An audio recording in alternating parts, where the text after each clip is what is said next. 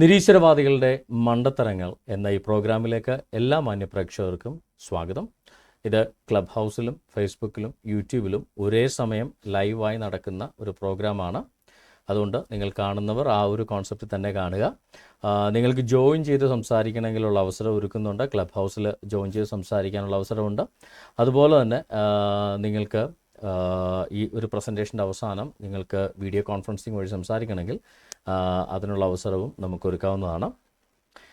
നിരീശ്വരവാദികളുടെ മണ്ടത്തരങ്ങൾ എന്ന പ്രോഗ്രാം എന്തുകൊണ്ട് ചെയ്യുന്നു എന്ന് ചോദിച്ച് പല ആളുകളും പല കമൻറ്റുകളും ഇട്ടിട്ടുണ്ട്. നിരീശ്വരവാദം എന്ന് പറയുന്ന ഒരു കോൺസെപ്റ്റ് തന്നെ, അതായത് എത്തീസം എന്ന് പറയുന്ന ഒരു കോൺസെപ്റ്റ് തന്നെ ഒരു വിധത്തിലുള്ള ശാസ്ത്രീയ അടിത്തറ ഇല്ലാത്തതും സയൻറ്റിഫിക് എക്സ്പെരിമെൻ്റൽ മെത്തേഡുകൾ പിന്തുടരാത്തതുമായ ഒരു ആശയ സംഹിതയാണ്. ദൈവം ഇല്ല എന്ന് തെളിയിക്കാനോ ദൈവം ഈ ഭൂമിയിൽ അല്ലെങ്കിൽ ഈ പ്രപഞ്ചത്തിൽ എന്തു ചെയ്തു, അതിന് അങ്ങനെ ദൈവമല്ല അത് ചെയ്തത്, അത് മറ്റൊരു രീതിയിൽ വന്നതാണ് എന്ന് തെളിയിക്കാൻ ഇന്ന് വരെ ഈ പറയുന്ന ഒരു വിധത്തിലുള്ള നിരീശ്വരവാദികൾക്കും സാധിച്ചിട്ടില്ല. ഈ പ്രപഞ്ചത്തെ ദൈവം ഉണ്ടാക്കി എന്ന, ദൈവം സൃഷ്ടിച്ചു എന്ന വാദത്തിന് പകരമായി ദൈവമല്ല ഇത് സൃഷ്ടിച്ചത്, ഇത് ഇന്ന രീതിയിലാണ് ഉണ്ടായത് എന്ന് പറയാൻ ഒരു നിരീശ്വരവാദിക്കും ഇന്ന് വരെ കഴിഞ്ഞിട്ടില്ല. നമ്മളുടെ പെർസെപ്ഷൻ അപ്പുറമുള്ള ഏതെങ്കിലും ഒരു വസ്തുവിനെ, ഒരു ഒബ്ജക്റ്റിനെ അല്ലെങ്കിൽ ഒരു ഫിനോമിനയെ എങ്ങനെ സ്റ്റഡി ചെയ്യണം, അതിൻ്റെ ഇഫക്റ്റ് നോക്കി അതിനെ സ്റ്റഡി ചെയ്യണം എന്ന സയൻറ്റിഫിക് ഒരു മെത്തേഡും ഉപയോഗിക്കാതെ ദൈവമില്ല എന്ന ഒരു അന്ധമായ വിശ്വാസത്തിലേക്ക് പോകുന്ന ഒരു കൂട്ടത്തെയാണ് നിരീശ്വരവാദികൾ എന്ന് നമ്മൾ വിളിക്കുന്നത്. എന്നാൽ പലപ്പോഴും സ്വയം വിമൽകുമാർ എന്ന് സ്വയം വിശേഷിപ്പിക്കുന്ന ഈ നിരീശ്വരവാദികൾ തങ്ങൾ സ്വതന്ത്ര ചിന്തകരാണ്, അല്ലെങ്കിൽ യുക്തി ചിന്തകരാണ്, അല്ലെങ്കിൽ ശാസ്ത്ര ചിന്തകരാണ് എന്നൊക്കെ പറഞ്ഞുകൊണ്ട് വരും. നമുക്കറിയാം, ആൽബർട്ട് ഐൻസ്റ്റീനും ഐസക് ന്യൂട്ടനും അടക്കമുള്ള ലോകത്തോളം ജീവിച്ചിരുന്ന സകല പ്രമുഖ ശാസ്ത്രജ്ഞന്മാരും ക്രൈസ്തവരായിരുന്നു, ദൈവവിശ്വാസികളായിരുന്നു. അപ്പോൾ അതുകൊണ്ട് തന്നെ നിരീശ്വരവാദിയായാലേ ശാസ്ത്രജ്ഞനാകൂ, അല്ലെങ്കിൽ നിരീശ്വരവാദവും ശാസ്ത്രവുമായിട്ട് എന്തോ ഇഴപിരിയാത്ത ബന്ധമുണ്ട് എന്നുള്ളത് ഇവർ പ്രചരിപ്പിക്കുന്ന ഏറ്റവും വലിയ ഒരു അന്ധവിശ്വാസം മാത്രമാണ് എന്ന് ആമുഖമായി സൂചിപ്പിച്ചുകൊണ്ട് നമ്മുടെ പ്രോഗ്രാമിലേക്ക് നമുക്ക് കിടക്കാം. നിരീശ്വരവാദികൾ ഈ കഴിഞ്ഞ ദിവസങ്ങളായി പറഞ്ഞിരിക്കുന്ന കുറേ മണ്ടത്തരങ്ങൾ എടുത്തു കാണിക്കുകയാണ് ഇന്നത്തെ പ്രോഗ്രാമിൻ്റെ പ്രധാനപ്പെട്ട ഉദ്ദേശം. അതിൽ ആദ്യമായി നമ്മൾ എടുക്കുന്നത് നമ്മുടെ പ്രമുഖനായ ഒരു എസൻസിൻ്റെ രവിചന്ദ്ര ശിഷ്യനായ ടോമി സെബാസ്റ്റ്യൻ എന്ന് പറയുന്ന ഒരു നിരീശ്വരവാദിയുടെ 1-2 ആർഗ്യുമെൻറ്റ്സ് ആണ് നമ്മൾ എടുക്കുന്നത്. ബൈബിളിനെ കുറിച്ച് പറഞ്ഞിട്ടുള്ള പുള്ളി 1 മിനിറ്റും 15 സെക്കൻഡും നീളുന്ന ഒരു വീഡിയോ ഞാൻ എടുത്തപ്പോൾ തന്നെ അതിനകത്തുനിന്ന് എത്ര മണ്ടത്തരങ്ങൾ അദ്ദേഹം, അത് ബിബ്ലിക്കലായ മണ്ടത്തരങ്ങൾ, ശാസ്ത്രീയമായ മണ്ടത്തരങ്ങൾ, ഹിസ്റ്റോറിക്കലായ മണ്ടത്തരങ്ങൾ വെറും 1 മിനിറ്റ് 15 സെക്കൻഡ് മാത്രമുള്ള വീഡിയോയിൽ അദ്ദേഹം പറഞ്ഞിരിക്കുന്നു. അതുകൊണ്ട് നമുക്കതൊന്നൊന്നായിട്ട് ഒന്നെടുത്ത് നോക്കാം. അതിനുശേഷം നമുക്ക് ആരിഫ് ഹുസൈൻ്റെ 1-2 ക്ലിപ്പുകളിലേക്ക് കിടക്കും. അതിനുശേഷം നമ്മൾ വീണ്ടും ടോമി സെബാസ്റ്റ്യനിലേക്ക് വന്ന് ഇന്നത്തെ പ്രോഗ്രാം നമ്മൾ വൈൻഡപ്പ് ചെയ്യുന്നതാണ്.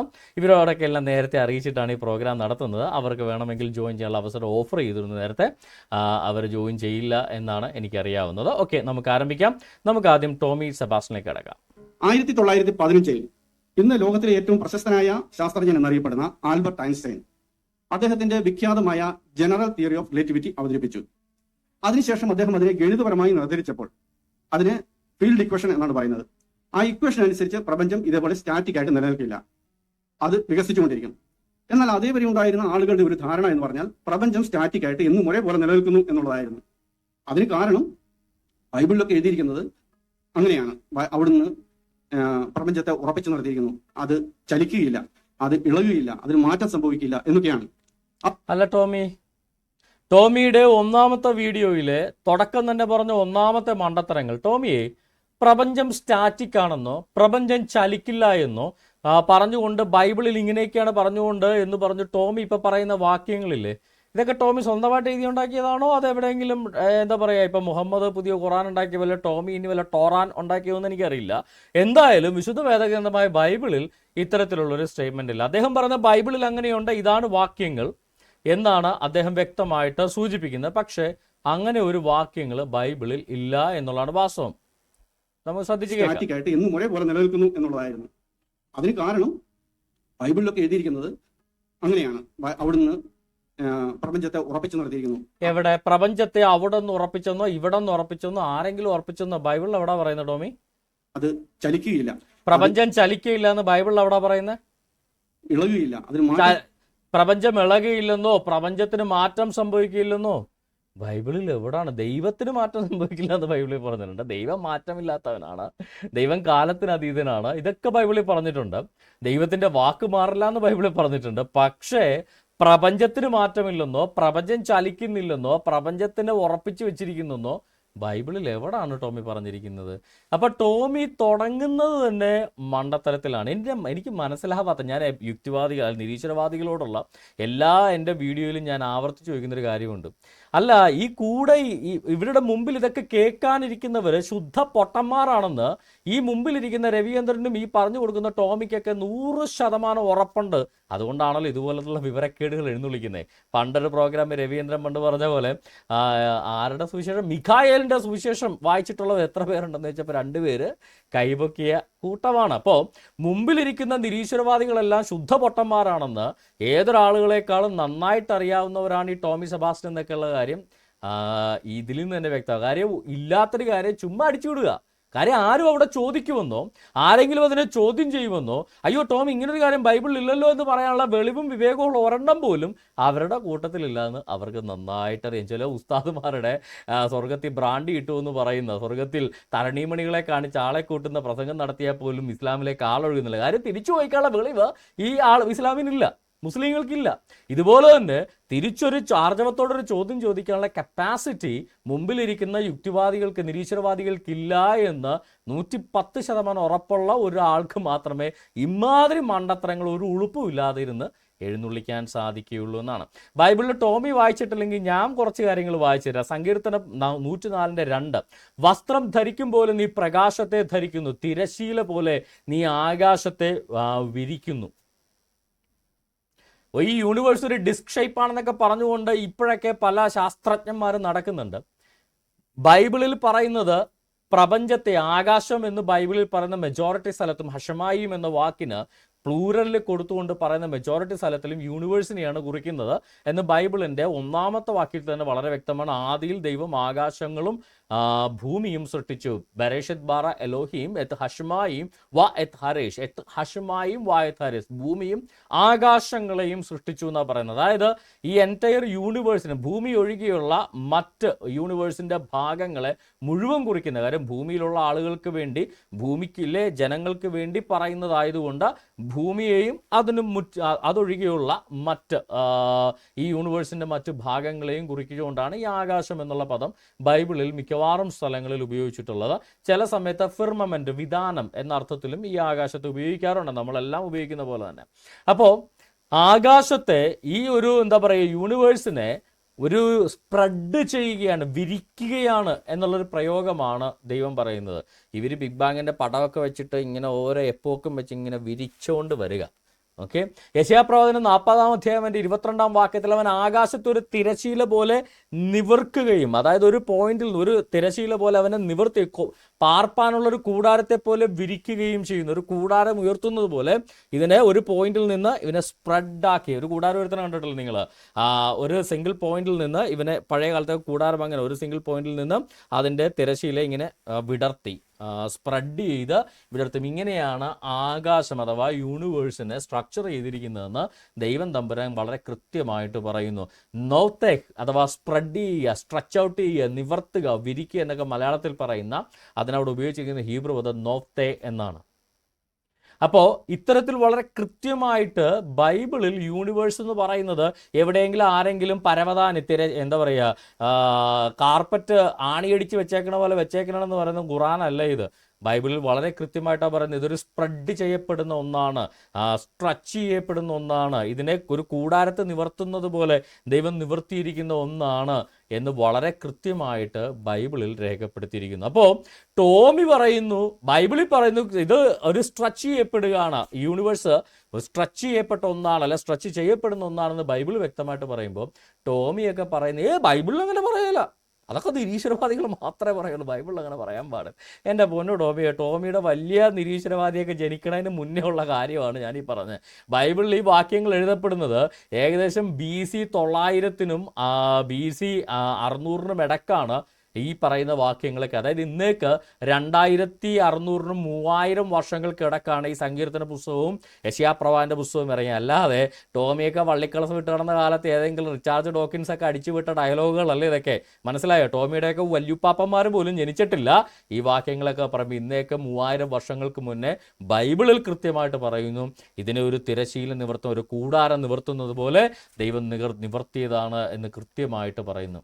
അപ്പോൾ ടോമിയുടെ ഒന്നാമത്തെ മണ്ടത്തരം തുടക്കം തന്നെ നമ്മൾ കണ്ടു. നമുക്കിനി ടോമിയുടെ ശാസ്ത്രീയ മണ്ടത്തരങ്ങളിലേക്ക് കടക്കാം. 1915 ഇന്ന് ലോകത്തിലെ ഏറ്റവും പ്രശസ്തനായ ശാസ്ത്രജ്ഞൻ എന്നറിയപ്പെടുന്ന ആൽബർട്ട് ഐൻസ്റ്റൈൻ അദ്ദേഹത്തിന്റെ വിഖ്യാതമായ ജനറൽ തിയറി ഓഫ് റിലേറ്റിവിറ്റി അവതരിപ്പിച്ചു. അതിനുശേഷം അദ്ദേഹം അതിനെ ഗണിതപരമായി നിർദ്ധരിച്ചപ്പോൾ അതിന് ഫീൽഡ് ഇക്വേഷൻ എന്നാണ് പറയുന്നത്. ആ ഇക്വേഷൻ അനുസരിച്ച് പ്രപഞ്ചം ഇതേപോലെ സ്റ്റാറ്റിക് ആയിട്ട് നിലനിൽക്കില്ല, അത് വികസിച്ചുകൊണ്ടിരിക്കും. എന്നാൽ അതേവരെ ഉണ്ടായിരുന്ന ആളുകളുടെ ഒരു ധാരണ എന്ന് പറഞ്ഞാൽ പ്രപഞ്ചം സ്റ്റാറ്റിക് ആയിട്ട് എന്നും ഒരേപോലെ നിലനിൽക്കുന്നു എന്നുള്ളതായിരുന്നു. അതിന് കാരണം ബൈബിളിലൊക്കെ എഴുതിയിരിക്കുന്നത് അങ്ങനെയാണ്. ഓക്കെ, അപ്പോൾ ഇവിടെ നമ്മുടെ ടോമിക്ക് ഞാൻ ഇതിൻ്റെ ബിബ്ലിക്കലായിട്ടുള്ള കാര്യം നമ്മൾ ഓൾറെഡി വിശദീകരിച്ചു. പക്ഷെ ടോമിക്ക് ബിബ്ലിക്കലായല്ലാതെ ഇവിടെ പറയുന്ന ഒരു പോയിന്റ് ഉണ്ട്.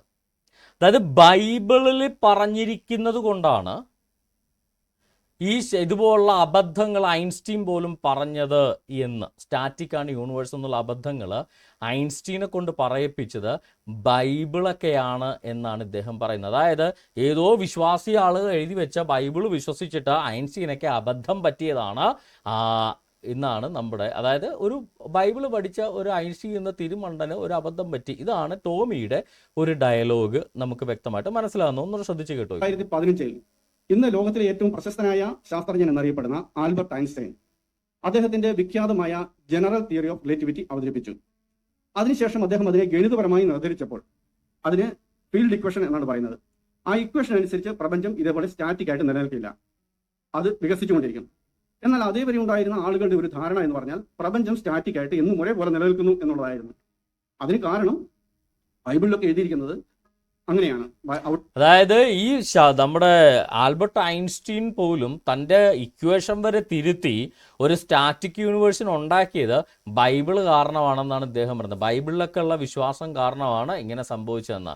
ഇതൊരു ബിബ്ലിക്കൽ ബിലീഫ് ആയിരുന്നു. ബൈബിൾ ഒരു സ്ഥലത്ത് പോലും യൂണിവേഴ്സ് സ്റ്റാറ്റിക് ആണെന്നോ യൂണിവേഴ്സ് ഒരു ഫിക്സ്ഡ് എൻറ്റിറ്റി ആണെന്നോ ബൈബിൾ ഒരു സ്ഥലത്ത് പോലും പറഞ്ഞിട്ടില്ല. ഈ ടോമി ഉന്നയിക്കുന്ന ഒരു ആർഗ്യുമെന്റ്, മരിച്ചുപോയ ഏറ്റവും പ്രമുഖനായ ആൽബർട്ട് ഐൻസ്റ്റീൻ എന്ന ശാസ്ത്രജ്ഞനൊക്കെ ബൈബിളിലൊക്കെ കണ്ടുകൊണ്ടാണ് ഇങ്ങനെ ഒരു സ്റ്റാറ്റിക് യൂണിവേഴ്സ് ഉണ്ടെന്ന് പറഞ്ഞ് തൻ്റെ സിദ്ധാന്തം വരെ തിരുത്തി എന്ന് ടോമിയോട് ആർഗ്യൂ ചെയ്യുമ്പോൾ നമുക്ക് അമേരിക്കൻ ഫിസിക്കൽ സൊസൈറ്റിയുടെ ആർക്കൈവ്സിൽ ഐൻസ്റ്റീൻ്റെ ബിഗ്ഗസ്റ്റ് ബ്ലണ്ടർ എന്ന് പറഞ്ഞൊരു ആർട്ടിക്കിൾ നമുക്കൊന്ന് വായിച്ചു നോക്കാം. ഞാനത് നിങ്ങൾക്ക് ഒന്ന് ഡിസ്പ്ലേ ചെയ്ത് കാണിക്കാം. ഐൻസ്റ്റീൻ്റെ ബിഗ്ഗസ്റ്റ് ബ്ലണ്ടർ എന്ന് പറഞ്ഞുകൊണ്ടുള്ള ഒരു ആർട്ടിക്കിളാണ്. ഞാനത് ഡിസ്പ്ലേ ചെയ്ത് കാണിക്കാം. ഓക്കെ, ഈ ഐൻസ്റ്റീൻ്റെ ബിഗ്ഗസ്റ്റ് ബ്ലണ്ടർ എന്ന് പറഞ്ഞുകൊണ്ടുള്ള അമേരിക്കൻ ഫിസിക്കൽ സൊസൈറ്റിയുടെ ആർട്ടിക്കിളാണ്. അതിനകത്ത് നമുക്ക് അതിൻ്റെ മൂന്നാമത്തെ പാരഗ്രാഫ് നമുക്ക് ഇങ്ങനെ എടുക്കാം. Prevailing scientific opinion held that universe was static. എൻ്റെ പൊന്നു ടോമിയെ, അന്നത്തെ എല്ലാ ശാസ്ത്രജ്ഞന്മാരും വിശ്വസിച്ചിരുന്ന, എല്ലാ ശാസ്ത്രജ്ഞന്മാരും സത്യമെന്ന് കരുതിയിരുന്ന it's A prevailing scientific opinion ആയിരുന്നു യൂണിവേഴ്സ് വാസ് സ്റ്റാറ്റിക്. അല്ലാതെ ഏതെങ്കിലും ക്രിസ്ത്യാനികൾ ബൈബിളിനകത്ത് കണ്ടുകൊണ്ടാണെന്നല്ല ഇവിടെയൊക്കെ വിവരവും ബോധമുള്ളവരും പറയുന്നത്. ഏതെങ്കിലും ക്രിസ്ത്യാനികൾ ബൈബിളിൽ കണ്ടുകൊണ്ട് യൂണിവേഴ്സ് സ്റ്റാറ്റിക് ആണെന്ന് പറയും. ബൈബിളിൽ അങ്ങനെ ഒരു സ്റ്റേറ്റ്മെൻറ്റ് പറഞ്ഞിട്ടില്ല. ഈ ഐൻസ്റ്റീൻ ഒന്നും ബൈബിളിൻ്റെ ഒരു പണ്ഡിതനും ആയിരുന്നില്ല.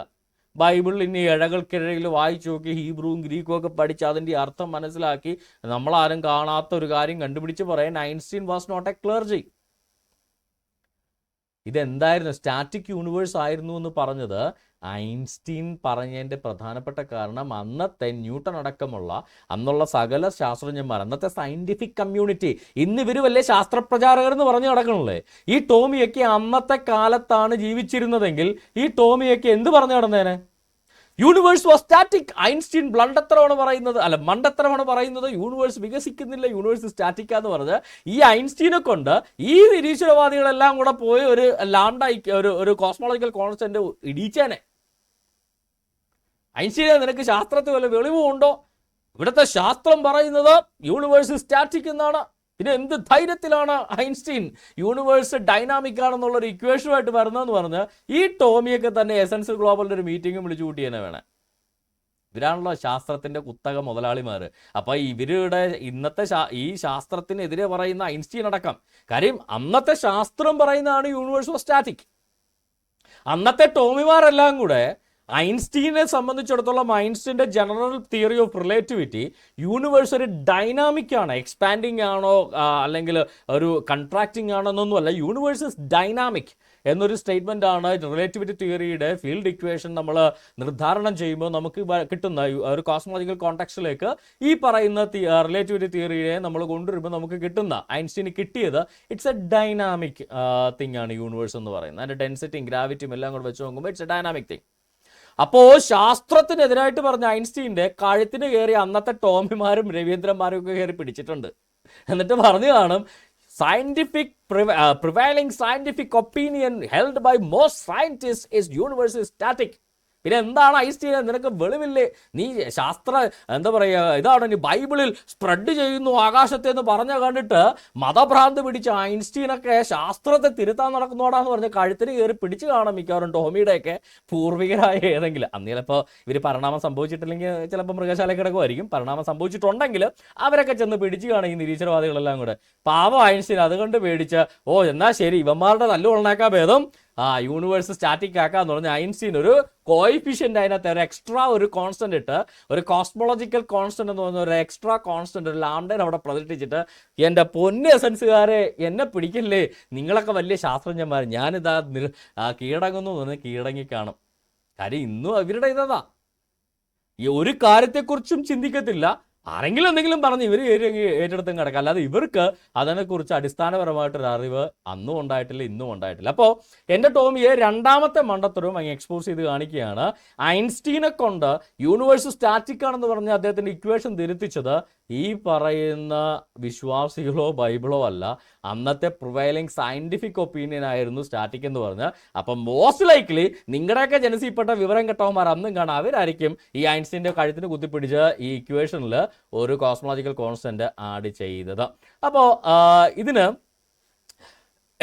നമുക്ക് ടോമിയുടെ അടുത്ത ഒരു മണ്ടത്തരം കൂടെ നമുക്ക് കേട്ടോക്കാം. ഐൻസ്റ്റീൻ്റെ ഫീൽഡ് ഇക്വേഷൻ എന്താണ് ശരിക്കും പ്രവചിച്ചത്? 1915 ഇന്ന് ലോകത്തിലെ ഏറ്റവും പ്രശസ്തനായ ശാസ്ത്രജ്ഞൻ എന്നറിയപ്പെടുന്ന ആൽബർട്ട് ഐൻസ്റ്റൈൻ, അദ്ദേഹത്തിന്റെ ഇത് ആവർത്തിച്ച് കേൾക്കുന്നുണ്ട്, ആരും ബുദ്ധിമുട്ട് വിചാരിക്കരുത്. ഈ 1 മിനിറ്റ് 15 സെക്കൻഡ് മാത്രം വരുന്നൊരു ക്ലിപ്പിനകത്താണ് ഇതിന് മാത്രം അബദ്ധങ്ങൾ ഇങ്ങനെ പറഞ്ഞു പിടിപ്പിച്ചേക്കുന്നത്.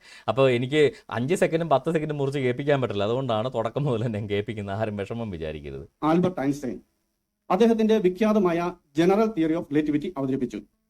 അതിനുശേഷം അദ്ദേഹം അതിനെ ഗണിതപരമായി നിർദ്ധരിച്ചപ്പോൾ അതിന് ഫീൽഡ് ഇക്വേഷൻ എന്നാണ് പറയുന്നത്. ആ ഇക്വേഷൻ അനുസരിച്ച് പ്രപഞ്ചം ഇതേപോലെ സ്റ്റാറ്റിക് ആയിട്ട് നിലനിൽക്കില്ല, അത് വികസിച്ചുകൊണ്ടിരിക്കും.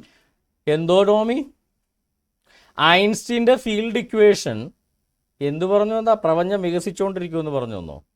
അതങ്ങ് ഹബിള് വന്നപ്പോഴാണ്. ഐൻസ്റ്റീൻ്റെ ഫീൽഡ് ഇക്വേഷൻ പ്രവചിക്കുന്ന അല്ലെങ്കിൽ അത് നിർദ്ദേശിക്കുന്നത് പ്രപഞ്ചം എന്ന് പറയുന്നത്, യൂണിവേഴ്സ് എന്ന് പറയുന്നത് സ്റ്റാറ്റിക് അല്ല, ഇറ്റ്സ് ഡൈനാമിക്. ഡൈനാമിക് എന്ന് പറഞ്ഞാൽ വികസിക്കും എന്നല്ല, മാറ്റം വരുന്നതെന്നാണ്. അത് കൺട്രാക്ട് ചെയ്യാം, അത് വികസിക്കാം, അതിൻ്റെ എക്സ്റ്റേണൽ ഫാക്ടേഴ്സ് അനുസരിച്ച്, അല്ലെങ്കിൽ അതിൻ്റെ മറ്റ് ഗ്രാവിറ്റിയും അതുപോലെ ഡെൻസിറ്റിയും ബന്ധപ്പെടുത്തി അതിൻ്റെ മറ്റു കാര്യങ്ങളനുസരിച്ച് ഇറ്റ് ക്യാൻ, അതിൻ്റെ ഒറിജിനൽ സ്റ്റേറ്റസ് എന്താണോ അതനുസരിച്ച് ഇത് ഒരു എക്സ്പാൻഡിങ് യൂണിവേഴ്സ് ആണെങ്കിൽ അത് എക്സ്പാൻഡ് ചെയ്തുകൊണ്ടിരിക്കും, കൺട്രാക്റ്റിംഗ് യൂണിവേഴ്സ് ആണ് അത് കൺട്രാക്ട് ചെയ്തുകൊണ്ടിരിക്കും. ഇതാണ് ഐൻസ്റ്റീൻ്റെ ഇക്വേഷൻ്റെ മാത്തമാറ്റിക്കൽ നിർദ്ധാരണം ചെയ്താൽ കിട്ടുന്നതെന്നാണ് വെളിവും വിവരവുമുള്ള എല്ലാവരും പറയുന്നത്. അപ്പോൾ ഐൻസ്റ്റീനെ സംബന്ധിച്ചിടത്തോളം ഒരു ഡൈനാമിക് യൂണിവേഴ്സാണ് ഐൻസ്റ്റീൻ്റെ തിയറി ഓഫ് റിലേറ്റിവിറ്റി നിർദ്ധാരണം ചെയ്യുമ്പോൾ ഐൻസ്റ്റീന് കിട്ടിയത്. പക്ഷേ ടോമി സമ്മതിക്കില്ല, എസൻസുകാർക്ക് അതൊന്നും പറ്റിയില്ല. ഐൻസ്റ്റീനൊക്കെ അവിടെ നിൽക്കട്ടെ, ഞമ്മക്ക് പറയണ പോലെ ഐൻസ്റ്റീൻ്റെ കാര്യങ്ങൾ നമുക്കിപ്പോൾ അങ്ങ് തിരുത്തണം. ഇപ്പോൾ മുഹമ്മദ് വന്നിട്ട് യേശുക്രിസ്തു പറഞ്ഞ കാര്യം, ശിഷ്യന്മാർ പറഞ്ഞ കാര്യം എന്തിനു പറയുന്നു, മോശ പറഞ്ഞ കാര്യം എന്തിന്, യേശുവിൻ്റെ അമ്മേനെ മറിയയുടെ അപ്പനെ വരെ മാറ്റി ഈ കളഞ്ഞ ടീമുകളാണ്. മറിയനെ കൊണ്ട് 2000 വർഷങ്ങൾക്ക് മുന്നേ പ്രതിഷ്ഠിച്ച് വെച്ചും അതൊന്നും പറഞ്ഞിട്ട് കാര്യമില്ല. ഞമ്മൻ്റെ വാചകം പറഞ്ഞതാണ് ശരിയെന്ന് പറയുന്ന പോലെ ഐൻസ്റ്റീൻ പറഞ്ഞതൊന്നും ഇവിടെ പ്രശ്നമല്ല. ഐൻസ്റ്റീനെ കുറിച്ച് ഞങ്ങൾ എന്താണോ പറയുന്നത്, ടോമി നബി എന്താണോ പറയുന്നത്, അതാണ് ഇവിടെ കാര്യം എന്ന് പറയുന്ന ഒരുമാതിരി ഇസ്ലാമിക കോയ നിലവാരത്തിലേക്ക് നിരീശ്വരവാദികൾ മാറി എന്ന് ഞാൻ പറയില്ല. അവരെ പണ്ടേ അത് തന്നെയാണ് നിലവാരം. അതുകൊണ്ട് മാറ്റം ഒന്നും ഉണ്ടായിട്ടില്ല. പഴയ കോയ നിലവാരത്തിൽ തന്നെ നിരീശ്വരവാദികൾ തുടരുന്നു എന്നുള്ളതാണ്. അപ്പോൾ ഈ ഐൻസ്റ്റീൻ ആരാണെന്നോ, ഈ ജനറൽ തിയറി ഓഫ് റിലേറ്റിവിറ്റി എന്താണെന്നോ, ഈ പറയുന്ന യൂണിവേഴ്സിൻ്റെ നേച്ചർ എന്താണെന്നോ വെളിവും ബോധമുള്ള ഒരുത്തം പോലും ഈ സാഹസിലൊന്നും ഇല്ല എന്നുള്ളതിൻ്റെ ഏറ്റവും വലിയ തെളിവാണ്. ഞാൻ നിങ്ങൾക്ക് ഇത് ഡൈനാമിക് ആണ് ഐൻസ്റ്റീൻ്റെ ഇക്വേഷൻ എന്നുള്ളതിൻ്റെ ഒരു ചെറിയൊരു എവിഡൻസ് ഞാൻ നിങ്ങളെന്ന് എടുത്ത് കാണിക്കുകയാണ്. BBC-യുടെ സയൻസ് ഫോക്കസ് എന്ന് പറയുന്ന ഒരു മാഗസിൻ ഉണ്ട്. ആ മാഗസിനകത്ത് സിംപ്ലിഫൈ ചെയ്ത് പറയുന്നത് ഞാൻ നിങ്ങൾക്ക് വായിച്ച് കേൾപ്പിക്കാം. The trouble began when he first applied general relativity to the entire universe. നമ്മുടെ ഐൻസ്റ്റീൻ തൻ്റെ ജനറൽ റിലേറ്റിവിറ്റി തിയറി എൻറ്റയർ യൂണിവേഴ്സിലേക്ക് അപ്ലൈ ചെയ്തപ്പോഴാണ് ഈ ഒരു പ്രശ്നം ഇവിടെ ഉണ്ടാവാൻ തുടങ്ങിയത്. ആ പ്രശ്നം എന്താണെന്ന് വെച്ച് കഴിഞ്ഞാൽ, like every one else, Einstein believed the universe was static and unchanging. അന്നത്തെ എല്ലാ ശാസ്ത്രജ്ഞന്മാരെയും പോലെയും, അന്നത്തെ എല്ലാ ശാസ്ത്ര പ്രവചാരകന്മാരും വിശ്വസിച്ചിരുന്ന പോലെയും, അന്നത്തെ എല്ലാ ടോമിമാരും ഈ പറയുന്ന എസൻസുകാരൊക്കെ വിശ്വസിച്ചിരുന്ന പോലെ universe was static and unchanging. അതായിരുന്നു ഐൻസ്റ്റീനും വിശ്വസിച്ചത്. And he was horrified when his mathematically beautiful equations predicted a dynamic universe. പക്ഷേ ഐൻസ്റ്റീൻ ഞെട്ടിപ്പോയി, ഭയപ്പെട്ടു പോയി. കാര്യം ടോമിയൊക്കെ പോലുള്ള ആളുകളൊന്ന് ഐൻസ്റ്റീനെ കണ്ട കഴുത്തിന് കുത്തിപ്പിടിക്കും. പുള്ളി മേടിച്ചു പോയി. ഈ പുള്ളിയുടെ ഇക്വേഷൻ പ്രകാരം ഈ ശാസ്ത്ര പ്രചാരകന്മാരൊക്കെ എസൻസുകാർ പറയുന്നതിൻ്റെ നേരെ ഓപ്പോസിറ്റാ. അന്നത്തെ എസൻസുകാരും അന്നത്തെ നിരീശ്വരവാദികളും കൊടിപിടിച്ച് പറയുകയാണ് യൂണിവേഴ്സ് സ്റ്റാറ്റിക്. അപ്പോഴാണ് ഐൻസ്റ്റീൻ്റെ ഇക്വേഷൻ പ്രഡിക്റ്റ് ചെയ്യുന്ന universe is dynamic. Einstein was horrified. പിന്നെ ടോമിനെയൊക്കെ കണ്ടാൽ പിന്നെ ഹൊറിഫൈ ആയിരിക്കാൻ പറ്റില്ലല്ലോ. അപ്പോൾ അവർ പേടിച്ചുപോയി, ഐൻസ്റ്റീൻ പേടിച്ചു. അങ്ങനെ അപ്പോൾ എന്ത് പ്രഡിക്റ്റ് ചെയ്യുന്ന ഡൈനാമിക് യൂണിവേഴ്സ്, മാറ്റം വരുന്ന യൂണിവേഴ്സാണ്. അതിൻ്റെ ഒറിജിനൽ സ്റ്റേറ്റ് എന്താണ്? അത് എക്സ്പാൻഡിങ് സ്റ്റേറ്റ് ആണെങ്കിൽ ഇറ്റ് വിൽ ബി എക്സ്പാൻഡിങ്. അത് കൺട്രാക്റ്റിംഗ് സ്റ്റേറ്റ് ആണെങ്കിൽ ഇറ്റ് വുഡ് ബി കൺട്രാക്റ്റിംഗ്. ഇതാണ് ഡൈനാമിക് എന്നതിൻ്റെ അർത്ഥം. അല്ലാതെ ഐൻസ്റ്റീൻ്റെ ഇക്വേഷൻ നിർദ്ധാരണം ചെയ്തിട്ട് ഈ പറയുന്ന ഒരു എക്സ്പാൻഡിങ് യൂണിവേഴ്സ് ഒന്നും ഐൻസ്റ്റീൻ കണ്ടുപിടിച്ചില്ല. ഡൈനാമിക് യൂണിവേഴ്സ് ആണ്. അത് എക്സ്പാൻഡിങ്ങും ആവാം കൺട്രാക്റ്റിങ്ങും ആവാം. രണ്ട് പോസിബിലിറ്റിയും ഓപ്പൺ ചെയ്തു കൊടുക്കുന്ന ഒരു ഡൈനാമിക് യൂണിവേഴ്സ് ആണ് ഐൻസ്റ്റീൻ പ്രവചിച്ചത്. അപ്പോൾ നമ്മുടെ ടോമി, എൻ്റെ പവർ പോയിന്റിൽ എണ്ണം വരെ തെറ്റിപ്പോയി. ടോമിയുടെ ഒരൊറ്റ വീഡിയോയിലെ ഒന്നാമത്തെ 15 സെക്കൻഡിനകത്ത് വന്ന മൂന്നാമത്തെ മണ്ടത്തരമാണ് ഇപ്പോൾ പറഞ്ഞത്. ഒന്നാമത്തെ മണ്ടത്തരം, ബൈബിളിൽ യൂണിവേഴ്സ് സ്റ്റാറ്റിക് ആണെന്ന് ബൈബിളിൽ ഇഷ്ടംപോലെ വാക്യം ഉണ്ടെന്ന് പറഞ്ഞാൽ വാക്യം വരെ ഉദ്ധരിക്കുന്നുണ്ട്. അതിൻ്റെ റെഫറൻസും ഇല്ല, ഒന്നുമില്ല. കാര്യം അങ്ങനത്തെ ഒരു വാക്യമില്ല. അത് മുഹമ്മദ് ഖുറാൻ ഉണ്ടാക്കിയ പോലെ ടോമി ഒരു ടോറാൻ ഉണ്ടാക്കിയതാവാനാണ് വഴി. അതാണ് ഒന്നാമത്തെ അബദ്ധം. അതായത് ബൈബിളിനെ കുറിച്ച് വെളിവില്ലാതെ ബൈബിളിനെ വിമർശിക്കാൻ നടക്കുന്നു. രണ്ടാമത്തെ അബദ്ധം എന്ന് പറഞ്ഞു കഴിഞ്ഞാൽ, ഈ പറയുന്ന ആൽബർട്ട് ഐൻസ്റ്റീൻ ഈ അടക്കമുള്ള ആളുകൾ യൂണിവേഴ്സ് സ്റ്റാറ്റിക് ആണെന്ന് പറഞ്ഞു. ആൽബർട്ട് ഐൻസ്റ്റീൻ യൂണിവേഴ്സ് സ്റ്റാറ്റിക് ആണെന്ന് പറഞ്ഞത് അത് മതകാര്യം കൊണ്ടാണ്, അല്ലെങ്കിൽ ബൈബിളിൽ അങ്ങനെ പറയുന്നതുകൊണ്ടാണെന്നാണ് ടോമി സമർത്ഥിച്ചത്. എന്നാൽ അങ്ങനെയല്ല. അന്നത്തെ പ്രിവൈലിംഗ് സയൻറ്റിഫിക് ഒപ്പീനിയൻ ആയിരുന്നു യൂണിവേഴ്സ് സ്റ്റാറ്റിക് ആണ് എന്നുള്ളത്. അമേരിക്കൻ ഫിസിക്കൽ സൊസൈറ്റിയുടെ ആർട്ടിക്കിളിൽ നിന്ന് ഞാൻ നിങ്ങളെ കാണിച്ചു തന്നു. അതായിരുന്നു ടോമിയുടെ രണ്ടാമത്തെ അബദ്ധം. ടോമിയുടെ മൂന്നാമത്തെ അബദ്ധമാണ്, ഈ 15 സെക്കൻഡിലെ കാര്യമാണ് പറഞ്ഞത്, അധികമൊന്നും ആയിട്ടില്ല. ടോമിയുടെ മൂന്നാമത്തെ അബദ്ധമാണ് ഐൻസ്റ്റീൻ്റെ ഫീൽഡ് ഇക്വേഷൻ പ്രവചിച്ചത് ഒരു എക്സ്പാൻഡിങ് യൂണിവേഴ്സ് ആയിരുന്നു എന്നുള്ളത്. ഒരു ഡൈനാമിക് യൂണിവേഴ്സ് ആണ് ഐൻസ്റ്റീൻ്റെ ഇക്വേഷൻസ് പ്രവചിച്ച്, എക്സ്പാൻഡിങ് യൂണിവേഴ്സ് ആയിരുന്നില്ല. It can be expanding or it can be contracting. രണ്ട് പോസിബിലിറ്റിക്ക് ഓപ്പൺ ആയുള്ള ഒരു ഡൈനാമിക് യൂണിവേഴ്സ് ആണ് ഈ പറയുന്ന ഐൻസ്റ്റീൻ നിർവചിച്ചത്. പക്ഷേ ടോമി സമ്മതിക്കില്ല എന്നുള്ളതാണ് ഇതിനകത്ത് ഏറ്റവും വലിയത്. ഇനി ടോമിയുടെ നാലാമത്തെ, ഞാൻ പറഞ്ഞില്ല എൻ്റെ എണ്ണം വരെ തെറ്റിപ്പോയി, നാലാമത്തെ അബദ്ധം, ഒരൊറ്റ വീഡിയോയിലെ നാലാമത്തെ അബദ്ധം, ആൽബർട്ട് ഐൻസ്റ്റീൻ കോസ്മോളജിക്കൽ കോൺസ്റ്റന്റ് എന്തിനാണ് ഇട്ടത്? 1915 ഇന്ന് ലോകത്തിലെ ഏറ്റവും പ്രശസ്തനായ ശാസ്ത്രജ്ഞൻ എന്നറിയപ്പെടുന്ന ആൽബർട്ട് ഐൻസ്റ്റൈൻ അദ്ദേഹത്തിന്റെ വിഖ്യാതമായ ജനറൽ തിയറി ഓഫ് റിലേറ്റിവിറ്റി അവതരിപ്പിച്ചു. അതിനുശേഷം അദ്ദേഹം അതിനെ ഗണിതപരമായി നിർദ്ധരിച്ചപ്പോൾ അതിന് ഫീൽഡ് ഇക്വേഷൻ എന്നാണ് പറയുന്നത്. ആ ഇക്വേഷൻ അനുസരിച്ച് പ്രപഞ്ചം ഇതേപോലെ സ്റ്റാറ്റിക് ആയിട്ട് നിലനിൽക്കില്ല, അത് വികസിച്ചുകൊണ്ടിരിക്കും. എന്നാൽ അതേവരെ ഉണ്ടായിരുന്ന ആളുകളുടെ ഒരു ധാരണ എന്ന് പറഞ്ഞാൽ പ്രപഞ്ചം സ്റ്റാറ്റിക് ആയിട്ട് എന്നും ഒരേപോലെ നിലനിൽക്കുന്നു എന്നുള്ളതായിരുന്നു. അതിന് കാരണം ബൈബിളിലൊക്കെ എഴുതിയിരിക്കുന്നത് അങ്ങനെയാണ്. അവിടുന്ന് പ്രപഞ്ചത്തെ ഉറപ്പിച്ചു നിർത്തിയിരിക്കുന്നു, അത് ചലിക്കുകയില്ല. അത് ഇളകുകയില്ല, അതിന് മാറ്റം സംഭവിക്കില്ല എന്നൊക്കെയാണ്. അപ്പൊ ഇത് വിശ്വസിച്ചിരുന്ന ഐൻസ്റ്റീൻ കരുതി അദ്ദേഹത്തിന്റെ ഇക്വേഷൻ എന്തോ പ്രശ്നമുണ്ട് എന്ന് കരുതി അദ്ദേഹം ആ ഇക്വേഷനെ ഒന്ന് പരിഷ്കരിക്കാൻ വേണ്ടി ശ്രമിച്ചു. അങ്ങനെയാണ് അദ്ദേഹം അതിൻ്റെ തൊട്ടൊരു കോൺസ്റ്റന്റ് ചേർത്തു. ഇതിനെ കോസ്മോളജിക്കൽ കോൺസ്റ്റന്റ് എന്ന് വിളിക്കുന്നു. എന്നിട്ടും ഈ പ്രശ്നം പരിഹരിക്കാതെ വന്നപ്പോൾ അദ്ദേഹം ആ കോൺസ്റ്റന്റ് എടുത്തു മാറ്റുകയും ചെയ്തു. ഓക്കെ, ഇവിടെ ഇദ്ദേഹം പറയുന്നത് യൂണിവേഴ്സിനെ സ്റ്റാറ്റിക് ആക്കാൻ വേണ്ടി, അതായത് യൂണിവേഴ്സ് ഈ പറയുന്ന ഒരു ഡൈനാമിക് യൂണിവേഴ്സിനെ സ്റ്റാറ്റിക് ആക്കി മാറ്റാൻ വേണ്ടി ഐൻസ്റ്റീൻ, പുള്ളി പറയുന്ന എക്സ്പാൻഡിങ് യൂണിവേഴ്സിനെ, നമ്മൾ ടോമി പറയുന്നത് ഐൻസ്റ്റീൻ കണ്ടുപിടിച്ച ഒരു എക്സ്പാൻഡിങ് യൂണിവേഴ്സ് ആയിരുന്നു. യഥാർത്ഥത്തിൽ ഐൻസ്റ്റീൻ കണ്ടുപിടിച്ച ഒരു ഡൈനാമിക് യൂണിവേഴ്സ് ആണ്. പക്ഷെ ടോമി പറയുന്ന ഐൻസ്റ്റീൻ കണ്ടുപിടിച്ച ഒരു എക്സ്പാൻഡിങ് യൂണിവേഴ്സ് ആയിരുന്നു. ആ എക്സ്പാൻഡിങ് യൂണിവേഴ്സ് എന്നുള്ളത് ബൈബിളുകാരെല്ലാം കൂടെ കഴുത്തിന് പിടിക്കും. അതുകൊണ്ട് ഐൻസ്റ്റീൻ അതിനെ തിരുത്തി ഒരു സ്റ്റാറ്റിക് യൂണിവേഴ്സ് ആക്കാൻ വേണ്ടി ഇക്വേഷനിൽ മായം കലർത്തി. അതായത് ഒരു ഇക്വേഷനിൽ ഒരു കോയിഫിഷ്യൻ്റ് കൊണ്ടുവന്നു. അതാണ് കോസ്മോളജിക്കൽ കോയിഫിഷ്യൻ്റ് അഥവാ ലാംഡ എന്ന് പറയുന്നത്. ഇതാണ് ടോമിയുടെ നാലാമത്തെ മണ്ടത്തരം. എൻ്റെ പൊന്നു ടോമി, എക്സ്പാൻഡിങ് യൂണിവേഴ്സിനെ സ്റ്റാറ്റിക് യൂണിവേഴ്സ് ആക്കാൻ വേണ്ടിയല്ല ഐൻസ്റ്റീൻ ഇക്വേഷൻ കൊണ്ടുവന്നത്. താങ്കൾക്ക് വെളിവില്ലെങ്കിൽ ഹബിൾ സൈറ്റ് എന്ന് പറഞ്ഞതിൻ്റെ നാസയുടെ ഒരു വെബ്സൈറ്റ് ഉണ്ട്. അതിനകത്ത് ഇതിനെക്കുറിച്ച് വിശദമായ ഒരു ആർട്ടിക്കിൾ കിടപ്പുണ്ട്, ഞാൻ വായിച്ച് കേൾപ്പിക്കാം. Einstein first conceived the notion of repulsive force in space in his attempt to balance the universe against the inward pull of its own gravity, which he thought would be ultimately cause the universe to implode. നമ്മുടെ ഐൻസ്റ്റീൻ്റെ concept അനുസരിച്ച് dynamic universe ആണ്, മാറ്റം വരുന്ന യൂണിവേഴ്സാണ്. ഈ ടോമി പറയുന്ന പോലെ expand ചെയ്ത് അങ്ങോട്ട് പോകും എന്നല്ല ഐൻസ്റ്റീൻ വിചാരിച്ചത്. ഐൻസ്റ്റീൻ വിചാരിച്ചത് ഗ്രാവിറ്റേഷണൽ പുള്ള് കൊണ്ട് ഈ പറയുന്ന യൂണിവേഴ്സ് എന്ത് സംഭവിക്കും? ഇംപ്ലോഡ് ചെയ്യും. യൂണിവേഴ്സ് കൺട്രാക്ട് ചെയ്യും. കാര്യം എന്താ? സൂര്യൻ ഭൂമിയെ വലിച്ചുകൊണ്ട് പോകുന്നു. സൂര്യനെയും ഭൂമിയെയും ഈ സോളാർ സിസ്റ്റത്തിലെയും അതുപോലെ തന്നെ ഈ നമ്മുടെ ഗാലക്സിയിലുള്ള എല്ലാ സോളാർ സിസ്റ്റങ്ങളെയും എല്ലാ നക്ഷത്രങ്ങളെയും അതിൻ്റെ ഗ്രഹങ്ങളെയും ആര് വലിച്ചുകൊണ്ട് പോകുന്നു? ഗ്രാവിറ്റേഷൻ പുൾ ചെയ്തുകൊണ്ട് പോകുന്നു. നമ്മുടെ ഗാലാക്ടിക് സെൻറ്ററിലെ ബ്ലാക്ക് ഹോൾ പുൾ ഔട്ട് ചെയ്തുകൊണ്ട് പോകുന്നു. ഇനി ഈ ഗാലക്സികൾ എല്ലാത്തിനെയും കൂടെ ക്ലസ്റ്ററിനെ ആരൊക്കെ പുൾ ഔട്ട് ചെയ്യേണ്ടി പോകണമെന്നോ, ഇതുപോലുള്ള trillions and trillions and trillions of ഗാലക്സീസിനെ ഈ യൂണിവേഴ്സൽ സെൻറ്ററിൽ ആരൊക്കെ പുൾ ഔട്ട് ചെയ്യുന്നു, ഈ ഡ്രാഗ് ചെയ്യുന്നു, ഈ ഗ്രാവിറ്റേഷനെ പുൾ ചെയ്യുന്നോ, നമുക്കൊന്നും യാതൊരു വെളിവുമില്ല. ഈ പറഞ്ഞ ടോമിക്കും വെളിവില്ല, ഈ പറഞ്ഞ ഐൻസ്റ്റീനും ഇല്ലായിരുന്നു അതിനെക്കുറിച്ചുള്ള അറിവ്. അപ്പം ഗ്രാവിറ്റേഷണൽ പുൾ എന്ന് പറയുന്ന ഒരു കൺട്രാക്റ്റിംഗ് ഫോഴ്സാണ്, വലിച്ചെടുക്കുന്ന ഒരു ഫോഴ്സാണ്, ഒരു സെൻട്രിപ്പിറ്റൽ ഫോഴ്സാണ്, അകത്തേക്ക് ഡ്രോ ചെയ്യുന്നൊരു ഫോഴ്സാണ് ഈ പറയുന്ന ഗ്രാവിറ്റേഷണൽ പുൾ എന്ന് പറയുന്നത്. അപ്പോൾ ഈ ഗ്രാവിറ്റേഷണൽ പുള്ള് കൊണ്ട് യൂണിവേഴ്സിനകത്തെ ഈ പ്രപഞ്ചത്തിലെ ഗോളങ്ങളെല്ലാം അങ്ങോട്ടും ഇങ്ങോട്ടും അട്രാക്ട് ചെയ്യപ്പെടുക, റിപ്പൽ ചെയ്യപ്പെടുകയല്ല, അട്രാക്ട് ചെയ്യപ്പെടുകയാണ്. അപ്പോൾ യൂണിവേഴ്സ് ചുരുങ്ങി ഇംപ്ലോഡ് ചെയ്യും, അകത്തേക്ക് ചുരുങ്ങും. യൂണിവേഴ്സ് എക്സ്പ്ലോഡ് അല്ല, ഇംപ്ലോഡ് ചെയ്യും എന്നാണ് നമ്മുടെ ഐൻസ്റ്റീൻ ഭയപ്പെട്ടത്. അതുകൊണ്ടാണ് ഐൻസ്റ്റീൻ എന്ത് ചെയ്തു? ഒരു കോൺസ്റ്റന്റ് ഇട്ട് ഈ ഗ്രാവിറ്റേഷണൽ പുള്ളിന് ഒരു ഓപ്പോസിറ്റും ഈക്വലുമായിട്ടുള്ള ഒരു ഫോഴ്സ് അവിടെ പ്രഡിക്റ്റ് ചെയ്ത് ഒരു കോസ്മോളജിക്കൽ കോൺസ്റ്റന്റ് ഇട്ട് എന്ത് സംഭവിച്ചു?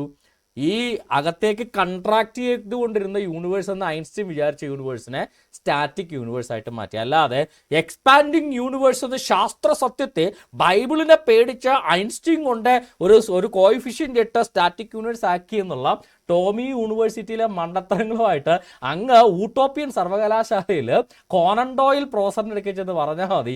വെളിവും വിദ്യാഭ്യാസമുള്ള വിശ്വാസികളുടെ അടുക്കൽ ചെന്ന് പറയരുത്. നിങ്ങളുടെ നിരീശ്വരവാദികളൊക്കെ പറഞ്ഞു, എന്ത് വേണമെങ്കിലും പറഞ്ഞു, ഒരു കുഴപ്പവും ഇല്ല. ടോമി പറയുന്ന വിശ്വസിക്കുന്ന 2 കൂട്ടരേ ഉള്ളൂ ഈ ലോകത്ത്. നമ്മുടെ ടോമിയുടെ പല്ലിശാസ്ത്രം പറഞ്ഞാൽ വിശ്വസിക്കുന്ന കുറേ കോയകളും ടോമിയുടെ ഇതുപോലുള്ള ശാസ്ത്രാബദ്ധങ്ങൾ വിശ്വസിക്കുന്ന കുറേ നിരീശ്വരവാദികളും. 2 കൂട്ടരും ബൗദ്ധിക നിലവാരത്തിൽ ഒന്നാ.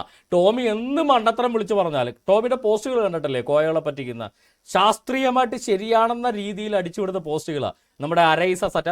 അതിന് പുള്ളിക്ക് നല്ല കഴിവുണ്ട് കേട്ടോ, ഞാൻ അഭിനന്ദിക്കുന്നു. അതിന് നമ്മൾ നല്ല കാര്യങ്ങൾ ഇല്ലാന്നൊന്നും പറയുന്നൊന്നുമില്ല. ടോമിക്ക് അതിന് നല്ല കഴിവുണ്ട്. എന്ത് മണ്ടത്തരം വേണമെങ്കിലും ശാസ്ത്രീയം എന്ന് തോന്നിക്കുന്ന രീതിയിൽ പറയും. നമ്മുടെ പല്ലിശാസ്ത്രം, ടോമിയുടെ പല്ലിശാസ്ത്രമൊക്കെ നമ്മുടെ ഉസ്താദ് എടുത്തിട്ട് പ്രസംഗിച്ചതൊക്കെ നിങ്ങൾക്ക് എല്ലാവർക്കും അറിയാവുന്നതല്ലേ. ഇതേ കാര്യം തന്നെയാണ് ഈ കോയകള് ടോമിയുടെ മണ്ടം പോസ്റ്റുകൾ, ടോമി മണ്ടനായതുകൊണ്ട് ഇട്ടുന്ന പോസ്റ്റുകളെന്നല്ല, ടോമി മണ്ടത്തരം ശാസ്ത്രീയം പോലെ എഴുതിയിടുന്ന പോസ്റ്റുകൾ കണ്ട് കോയകൾ പറ്റിക്കപ്പെടുന്നത് പോലുണ്ട്. ആര് ചിരിക്കും? ടോമിയുടെ കൂടെയുള്ള നിരീശ്വരവാദികൾ ചിരിക്കും. ടോമി ഇതേ നമ്പർ പ്രസംഗങ്ങളിലെടുത്ത് മണ്ടത്തരം മുഴുവൻ പറഞ്ഞു പിടിപ്പിക്കുമ്പോൾ നിരീശ്വരവാദികൾ വലിയ കാര്യമായിട്ട് കേട്ടുകൊണ്ടിരിക്കും.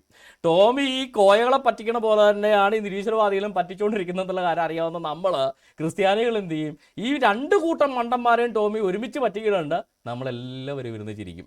അപ്പം പള്ളിശാസ്ത്രം പറഞ്ഞ ഉസ്താദിനേക്കാൾ കഷ്ടമാണ് ശാസ്ത്രചിന്തകരെന്ന് പറയുന്ന മുമ്പിലിരിക്കുന്ന നിരീശ്വരവാദികളെന്ന് ടോമിക്ക് നല്ല ബെസ്റ്റായിട്ട് അറിയാം. അവിടെ പോസ്റ്റ് ഇട്ട് പറ്റിക്കുന്നു, ഇവിടെ പ്രസംഗിച്ച് പറ്റിക്കുന്നു. ഈ ഒരൊറ്റ വ്യത്യാസം മാത്രമേ ഉള്ളൂ. രണ്ട് കൂട്ടരും ടോമി നല്ല അന്തസ്സായിട്ട് പറ്റിച്ചുകൊണ്ടിരിക്കുക. അപ്പോൾ നിരീശ്വരവാദികൾക്ക് നമുക്കൊരു പുതിയ പേരിടാം. നിരീശ്വരവാദികൾ എന്ന് പറഞ്ഞാൽ നമ്മുടെ ഉസ്താദിൻ്റെ പള്ളിശാസ്ത്രം പോലെ നിരീശ്വരവാദികൾ ഒരു പള്ളിവാദികളായിട്ട് ടോമിയുടെ പറ്റിയിരുന്ന് കീഴ് അരൈസ സറ്റയവും തിന്നുകൊണ്ടിരിക്കുന്ന ഒരു കാര്യമാണ് നമ്മളിപ്പോൾ കണ്ടുകൊണ്ടിരിക്കുന്നത്. അപ്പോൾ ടോമി പറഞ്ഞ മണ്ടത്തരം 4, ആൽബർട്ട് ഐൻസ്റ്റീൻ എക്സ്പാൻഡിങ് യൂണിവേഴ്സിനെ സ്റ്റാറ്റിക് ആക്കാൻ വേണ്ടി കോയിഫിഷ്യൻ്റ് ഇട്ട് പിടിച്ച് നിർത്തിയെന്നല്ല. ടോമിനെയൊക്കെ പോലുള്ള നിരീശ്വരവാദികളെ പേടിച്ചിട്ടായിരിക്കണം പുള്ളിക്കാരൻ കണ്ടുപിടിച്ച ഒരു ഇംപ്ലോഡിങ് യൂണിവേഴ്സിനെ ഗ്രാവിറ്റേഷൻ പുള്ളുകൊണ്ട് പരസ്പരം അട്രാക്റ്റ് ആയി ചുരുങ്ങി തീർന്നു പോകും എന്ന് പുള്ളി ഭയപ്പെട്ട യൂണിവേഴ്സിന് അങ്ങനെ തീരുന്നില്ലല്ലോ, യൂണിവേഴ്സ് ഇങ്ങനെ നിൽക്കുകയല്ലേ. അപ്പോൾ പുള്ളി അതിനൊരു കോയിഫിഷ്യൻ്റ്, ഗ്രാവിറ്റേഷൻ ഫോഴ്സിന് ഒരു ഓപ്പോസിറ്റ് ആയിട്ടുള്ള ഒരു കോയിഫിഷ്യൻ്റ് ഇട്ട് പുള്ളി അതിനെ സ്റ്റോപ്പ് ചെയ്തു. അപ്പോൾ ഇക്വേഷൻ അനുസരിച്ച് എന്ത് പറ്റി?